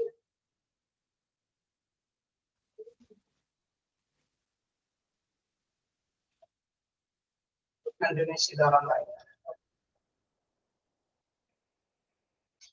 ഓക്കെ. അപ്പൊ ഇതിന്റെ ഞാൻ കുറേശ്ശെ പറയുന്നുള്ളൂ കേട്ടോ. ഓരോ പോയിന്റ് ഇങ്ങനെ വിവരിച്ച് പറയണ്ടെന്ന് ഓർത്തിട്ടാണ്. നിങ്ങൾക്ക് ബേസിക്കലി അറിയേണ്ട മാറ്റേഴ്സ് ഒന്ന് പറഞ്ഞു തന്നാൽ മതിയല്ലോ എന്ന് ഓർത്തിട്ടാണ് അങ്ങനെ പറയുന്നത്.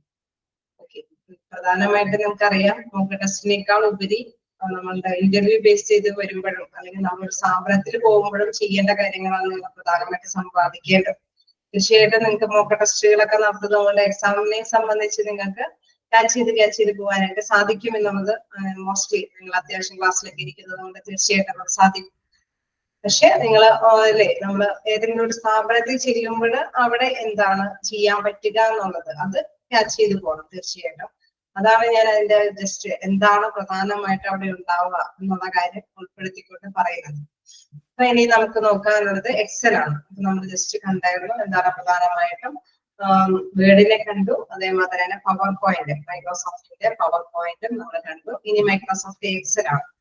മൈക്രോസോഫ്റ്റ് എക്സലില് പ്രധാനമായിട്ട് ശ്രദ്ധ കേന്ദ്രീകരിക്കേണ്ടത് മാത്തമാറ്റിക്കൽ ആയിട്ടുള്ള കാര്യങ്ങൾ, അതായത് അക്കൗണ്ട്സ് അല്ലെ, കാൽക്കുലേഷൻസ്, ഫോർമുലാസുകളൊക്കെ വെച്ചിട്ട് കാൽക്കുലേറ്റ് ചെയ്യുക, സാലറിനെ സംബന്ധിച്ചുള്ള കാൽക്കുലേഷൻസ് വരുമ്പോൾ, അതല്ലെങ്കിൽ അവിടെയുള്ള അല്ലെ ടെക്നിക്കൽ സ്റ്റാഫുകളുടെ എന്തെങ്കിലും കാര്യങ്ങൾ, മറ്റെന്തെങ്കിലും ഷിഫ്റ്റും കാര്യങ്ങളൊക്കെ വരുമ്പോൾ, അതല്ലെങ്കിൽ എന്തെങ്കിലും ബഡ്ജറ്റിംഗ് കാര്യങ്ങളോ അല്ലെങ്കിൽ ഫിനാൻഷ്യലി നേരത്തെ കൂട്ടി എന്തെങ്കിലും ചെയ്യേണ്ട കാര്യങ്ങളൊക്കെ മാറ്റേഴ്സ് ഒക്കെ വരുമ്പോൾ എന്താണ് പ്രധാനമായിട്ടും ഫോർമുലാസും കാര്യങ്ങളാണ് ഉൾപ്പെടുത്തേണ്ടതായിട്ട് വരും.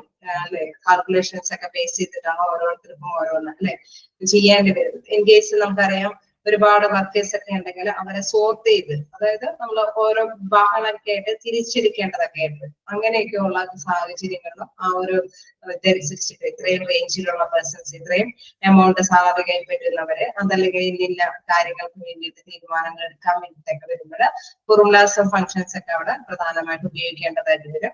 അങ്ങനെയുള്ള മാറ്റേഴ്സിലാണ് നമ്മുടെ മൈക്രോസോഫ്റ്റ് എക്സൽ ഉപയോഗിക്കുന്നത്. അപ്പൊ മൈക്രോസോഫ്റ്റിന്റെ തന്നെ ഇതുകളാണ് വേർഡും പവർ പോയിന്റും എക്സലും. എക്സല് പ്രധാനമായിട്ടും കാൽക്കുലേഷൻ ബേസ് ചെയ്തിട്ടുള്ള കാര്യങ്ങൾക്കാണ് പ്രധാനമായിട്ടും ഉപയോഗിക്കുന്നത്. ഇൻ കേസ് എക്സലിലാണ് നമ്മൾ എന്തെങ്കിലുമൊക്കെ സേവ് ചെയ്തില്ലെങ്കിൽ, നമ്മൾ വേർഡ് പോലെ തന്നെ ഇതിൽ എക്സലും കാര്യങ്ങളൊക്കെ സേവ് ചെയ്യാനായിട്ടൊക്കെ സാധിക്കും. അപ്പൊ എക്സലിലാണ് നമ്മൾ കാര്യങ്ങളൊക്കെ സേവ് ചെയ്യണമെങ്കിൽ പിന്നെ എക്സലിൻ്റെതായിട്ടുള്ള ഇതുകളുണ്ട്, ഓപ്ഷൻസുകളുണ്ട്.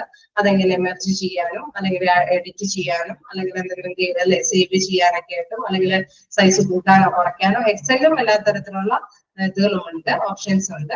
എങ്ങനെയാണോ നമ്മൾ ഉപയോഗിക്കുന്നത്, ഏത് ഹോസ്പിറ്റലിൽ ചെല്ലുമ്പോഴും എന്താണോ അവിടെ യൂസ് ചെയ്യുന്നത് ആ സോഫ്റ്റ്വെയർ മസ്റ്റ് ആയിട്ട് അല്ലെങ്കിൽ അവർ ഉപയോഗിക്കുന്ന ആ ടൂള് നമ്മൾ മസ്റ്റ് ആയിട്ട് ഫോളോ ചെയ്യേണ്ടതായിട്ട് വരും. ഇപ്പൊ ഇതിൽ എന്താണ് മൈക്രോസോഫ്റ്റ് എക്സൽ എന്ന് പറയുന്നത്? എന്താണ് management, analysis and visualisation. Short note of MS Excel. അതായത് അതാണ് ശരിക്കും പറഞ്ഞു കഴിഞ്ഞാൽ MS Excelന്റെ ഷോർട്ട്. അതായത് നമുക്ക് എങ്ങനെ വേണമെങ്കിലും മാനേജ് ചെയ്യാൻ വേണ്ടിയിട്ടോ അല്ലെങ്കിൽ വിശകലനം ചെയ്യാൻ വേണ്ടിയിട്ടോ എല്ലാത്തിനും വേണ്ടിയിട്ട് എക്സലിലെ ഡാറ്റാസ് സ്റ്റോർ ചെയ്യാനായിട്ട് സാധിക്കും എന്നുള്ളത്. അതിന് സ്പ്രെഡ്ഷീറ്റ് നമുക്ക് കണ്ടിട്ടുണ്ടാവും. ഓരോ ഷീറ്റ് പേ ആയിട്ടാണ് എക്സൽ അത് കാണിച്ചു തരുന്നത്. മറ്റേത് ഫയല് പോലെയല്ല. എക്സലില് നമുക്കറിയാം റോൾസ് ആൻഡ് കോളംസ് ഒക്കെ ആയിട്ട് ഉൾപ്പെടുത്തിയിട്ടാണ് ഓരോ ഷീറ്റുകളും അത് കാണിച്ചു തരുന്നത്. അത് എന്തുകൊണ്ടാണ് ഇങ്ങനെ കോളംസ് പ്രധാനമായിട്ട് വരുന്നത് വെച്ച് കഴിഞ്ഞാൽ എന്തെങ്കിലും അല്ലെ നമുക്ക് എന്തെങ്കിലും ഒരു നമ്പേഴ്സ് ഉണ്ടാവും അവിടെ, എന്തെങ്കിലും അക്കൗണ്ട്സുമായി ബന്ധപ്പെട്ട നമ്പേഴ്സ് ആയിരിക്കും, അതല്ലെങ്കിൽ ഏതെങ്കിലും പേഴ്സൺസിന്റെ എണ്ണം കാൽക്കുലേറ്റ് ചെയ്യാൻ വേണ്ടിയിട്ടുള്ള നമ്പേഴ്സ് ഉൾപ്പെടുത്തിയിട്ടായിരിക്കും. അപ്പൊ അത് തിരിച്ചറിയാൻ വേണ്ടിയിട്ട് ഇതിപ്പോ 42 നമ്പർ പേഴ്സൺ ആണ് അല്ലെങ്കിൽ 42 ആയിട്ട് വന്നതാണെന്ന് തിരിച്ചറിയുമ്പോൾ നമുക്കത് ജസ്റ്റ് നമ്മൾ പെട്ടെന്ന് അത് തിരിച്ചറിയാനായിട്ട് സാധിക്കും അല്ലെ. അപ്പൊ ഇപ്പൊ വേർഡ്സിലൊക്കെ ആണെങ്കിൽ കോളൊക്കെ നമ്മൾ സ്പെഷ്യൽ ക്രിയേറ്റ് ചെയ്യണം. ഇത് ഓൾറെഡി എന്താണ് സ്പ്രെഡ്ഷീറ്റിൽ കോളം ബേസ് ചെയ്തിട്ടാണ് ആ ഷീറ്റ് വരുന്നത്. ഓട്ടോമാറ്റിക്കലി ഈ ഷീറ്റിലായിരിക്കും ഇതിങ്ങനെ കയറി പോകുന്നത്. അപ്പൊ പെട്ടെന്ന് ഐഡന്റിഫൈ ചെയ്തെടുക്കാനായിട്ട് സാധിക്കും. ഇപ്പൊ നമുക്ക് എന്താണ് മാത്തമാറ്റിക്കലുള്ള കാൽക്കുലേഷന് മാത്രമല്ല, നമുക്ക് എന്താണ് നമ്പേഴ്സിന്റെ ബേസിൽ ന്യൂമറിക് ആയിട്ടുള്ള എന്തെങ്കിലും സ്പെഷ്യലൈസേഷൻ കാര്യങ്ങൾക്കൊക്കെ വേണ്ടിയിട്ട് സ്പ്രെഡ്ഷീറ്റ് ഉപയോഗിക്കാവുന്നതാണ്. തന്നെ ഡാറ്റ അനാലിസിസ് പെട്ടെന്ന് അപ്പൊ അതനുസരിച്ചിട്ടുള്ള complex statistical analysis, complex calculations, mathematical operations, അങ്ങനെയുള്ള കാര്യങ്ങൾക്കൊക്കെ ഡാറ്റ അനലൈസ് ചെയ്യാനായിട്ട് ഇത് നമ്മളെ എക്സൽ ഉപയോഗിക്കാൻ സാധിക്കും. Formula and function. അപ്പൊ നമ്മൾ നേരത്തെ പറഞ്ഞു ഏതെങ്കിലും ഫോർമുല ഉപയോഗിച്ചിട്ടാണ് നമ്മൾ നെക്സ്റ്റ് കാറ്റഗറിയിലുള്ള പെർസെന്റേജ് സാലറിയൊക്കെ കോൺട്രിബ്യൂട്ട് ചെയ്യുന്നെങ്കിൽ അതെല്ലാം തന്നെ ഈ ഫോർമുല ബേസ് അല്ലെ, നമുക്കത് ഓട്ടോമാറ്റിക്കലി അത് ഫോർമുല കൈകാര്യം ചെയ്ത് തന്നെ വന്നോളും. അപ്പൊ അത്തരം യൂസേജിന് വേണ്ടിയിട്ടാണ് പ്രധാനമായിട്ടും എക്സൽ ഉപയോഗിക്കുന്നത്. ഡാറ്റ വിഷ്വലി നമുക്ക് കാണിച്ചു തരും, ചാർട്ടുകളുടെ രൂപേണയോ. ഇപ്പൊ അതായത് കണക്കാണ് അല്ലെ, ഇപ്പൊ ആ മെഷേഴ്സ് എങ്ങനെയാണ്, ഇപ്പൊ മേലെയാണോ നമ്മുടെ ലെവലിൽ താഴെയാണോ, അത് ചാർട്ട് രൂപേണയോ ഗ്രാഫ് രൂപേണയോ മറ്റേതെങ്കിലും ഇവരുടെ ടേബിളൊക്കെ വഴിയായിട്ട് സുപ്രധാന ടേബിളൊക്കെ വഴിയായിട്ട് അത് വിഷ്വലി കാണിച്ചു തരാനായിട്ട് സാധിക്കും. അപ്പൊ മാത്തമാറ്റിക്കൽ ആയതുകൊണ്ട് നമുക്കത് ക്യാച്ച് ചെയ്യണമെങ്കിൽ ഇതെല്ലാം അല്ലെ എന്തെങ്കിലും എന്താണ് ചാർട്ടും ഗ്രാഫൊക്കെ ആയിട്ടായിരിക്കും നമ്മൾ അത് യൂസ് ചെയ്യുന്നത്. ഡാറ്റ മാനേജ്മെന്റ്, അതായത് ഇതിന്റെ നമുക്കറിയാം ഇമ്പോർട്ടന്റ് എക്സ്പേർട്ട് വാലിഡേഷനും ഒക്കെ കാര്യങ്ങൾ, ഡേറ്റും കാര്യങ്ങളൊക്കെ കൃത്യമായിട്ട് ഇതിൽ ഞാൻ നേരത്തെ പറഞ്ഞു അവിടെ കോളംസുകൾ ഉണ്ടാവും. അപ്പൊ ഓരോ കോളത്തിനാണ്, മറ്റേത് മാത്രമല്ല ഇവിടെ കോളത്തിന്റെ ഉള്ളിലായതുകൊണ്ട് ഡേറ്റ് ഒക്കെ തിരിച്ചറിയാനൊക്കെ ആയിട്ട് പ്രധാനമായിട്ട് ഇത് എളുപ്പമാണ്. അപ്പൊ കൃത്യമായിട്ട് ഏത് ഡേറ്റ് ആണ്, ഇപ്പൊ ഇത്രയും ഡേറ്റിനുള്ളിലുള്ള സോർട്ട് ചെയ്ത് വെക്കണം. അപ്പൊ നമ്മൾ ആ ഇയർ, ആ ഡേറ്റും ഇയറൊക്കെ വെച്ചിട്ട് നമ്മൾ കൊടുക്കുമ്പോൾ മെസ്സേജ് കൊടുക്കുമ്പോൾ അതനുസരിച്ചിട്ട് സോർട്ട് ചെയ്തിട്ട് എല്ലാ ഡാറ്റാസും, അല്ലെങ്കിൽ എന്താണ് എക്യുപ്മെന്റ്സിന്റെ വാലിഡിറ്റി അല്ലെങ്കിൽ മെഡിസിന്റെ അതിന്റെ ആ ഒരു ടൈം ഡ്യൂറേഷൻ അറിയാൻ വേണ്ടിയിട്ട്.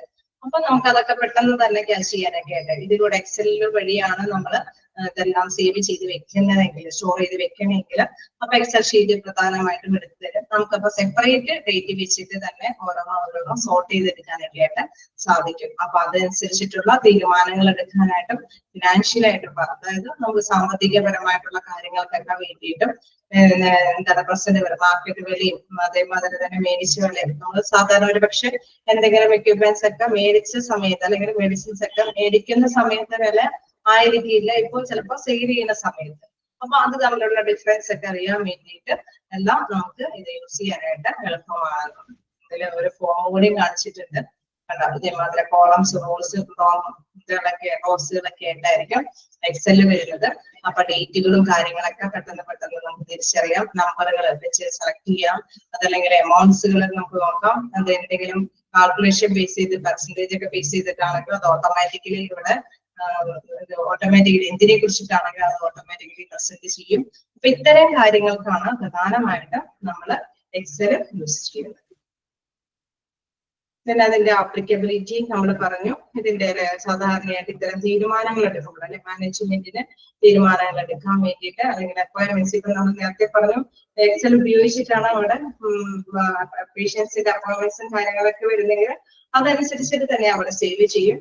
അപ്പൊ അതനുസരിച്ച് തന്നെ ഡിസിഷൻസ് ഒക്കെ എടുക്കാനൊക്കെ ആയിട്ട് സാധിക്കുന്നുണ്ട്. Budgeting and financial analysis, financial ആയിട്ടുള്ള തീരുമാനങ്ങൾ എടുക്കാൻ വേണ്ടിയിട്ട്, അല്ലെങ്കിൽ ഇൻവെന്ററി മാനേജ്മെന്റിന്റെ സ്റ്റോക്ക് നമ്മൾ നേരത്തെ പറഞ്ഞ എത്രയും എക്സ്പയറി ഡേറ്റ് കഴിഞ്ഞതാണോ അല്ലെങ്കിൽ സ്റ്റോക്കുകൾ എത്രത്തോളം ഉണ്ട്, അങ്ങനെ കൃത്യമായിട്ട് തന്നെ എല്ലാ കാര്യങ്ങളും കൃത്യമായിട്ട് തന്നെ മാക്സിമം പെട്ടെന്ന് തന്നെ നമുക്ക് ഗ്രഹിക്കാൻ പറ്റുന്ന രീതിയിൽ ഇതിൽ സ്റ്റോർ ചെയ്ത് വെക്കാനൊക്കെ ആയിട്ട് സാധിക്കുമെന്നുള്ളതാണ്. എന്തെങ്കിലും ഓവർ സ്റ്റോക്കിംഗ് ഉണ്ടെങ്കിൽ അത് വിറ്റഴിക്കാൻ, ലെസ്റ്റേഴ്സിറ്റി എന്ന് പറഞ്ഞാൽ അവർ ലഭ്യത, എന്തെങ്കിലും കുറവുകൾ ഉണ്ടെങ്കിൽ നോട്ട് ചെയ്തെടുക്കാൻ സാധിക്കും. എളുപ്പം അധികമുള്ളതുണ്ടെങ്കിൽ അതൊക്കെ സെയിൽ ചെയ്ത് പോകാനൊക്കെ ആയിട്ടൊക്കെ ഇത് യൂസ് ചെയ്യും. അങ്ങനെ ഇൻവെന്ററി, നമ്മുടെ സ്റ്റോക്കുമായി ബന്ധപ്പെട്ട കാര്യങ്ങൾക്കെല്ലാം ഇത്തരത്തിലുള്ള എക്സലിന്റെ ഉപയോഗം ഉപയോഗിക്കാവുന്നതാണ്. ഓക്കെ, ക്ലിയർ ആയോ?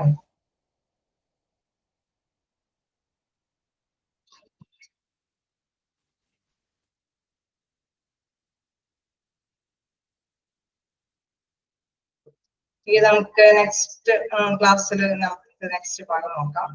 കണ്ടിന്യൂസ് ആയിട്ട് എടുക്കേണ്ട നെക്സ്റ്റ് ഭാഗം കൂടിയുണ്ട്, അത് നമുക്ക് നെക്സ്റ്റ് ക്ലാസ്സിൽ എടുക്കാം. Okay, thank you. ഇതുവരെയും ഓക്കെ ആണല്ലോ അല്ലേ? ഇതുവരെയും ക്ലിയർ ആയോ? അപ്പൊ നമുക്ക് എക്യുപ്മെന്റ്സിന്റെ ഇത് കണ്ടിന്യൂ ചെയ്യാം. അപ്പം കമ്പ്യൂട്ടറിന്റെ നെക്സ്റ്റ് ക്ലാസ് മീറ്റ് ചെയ്യാം. Thank you.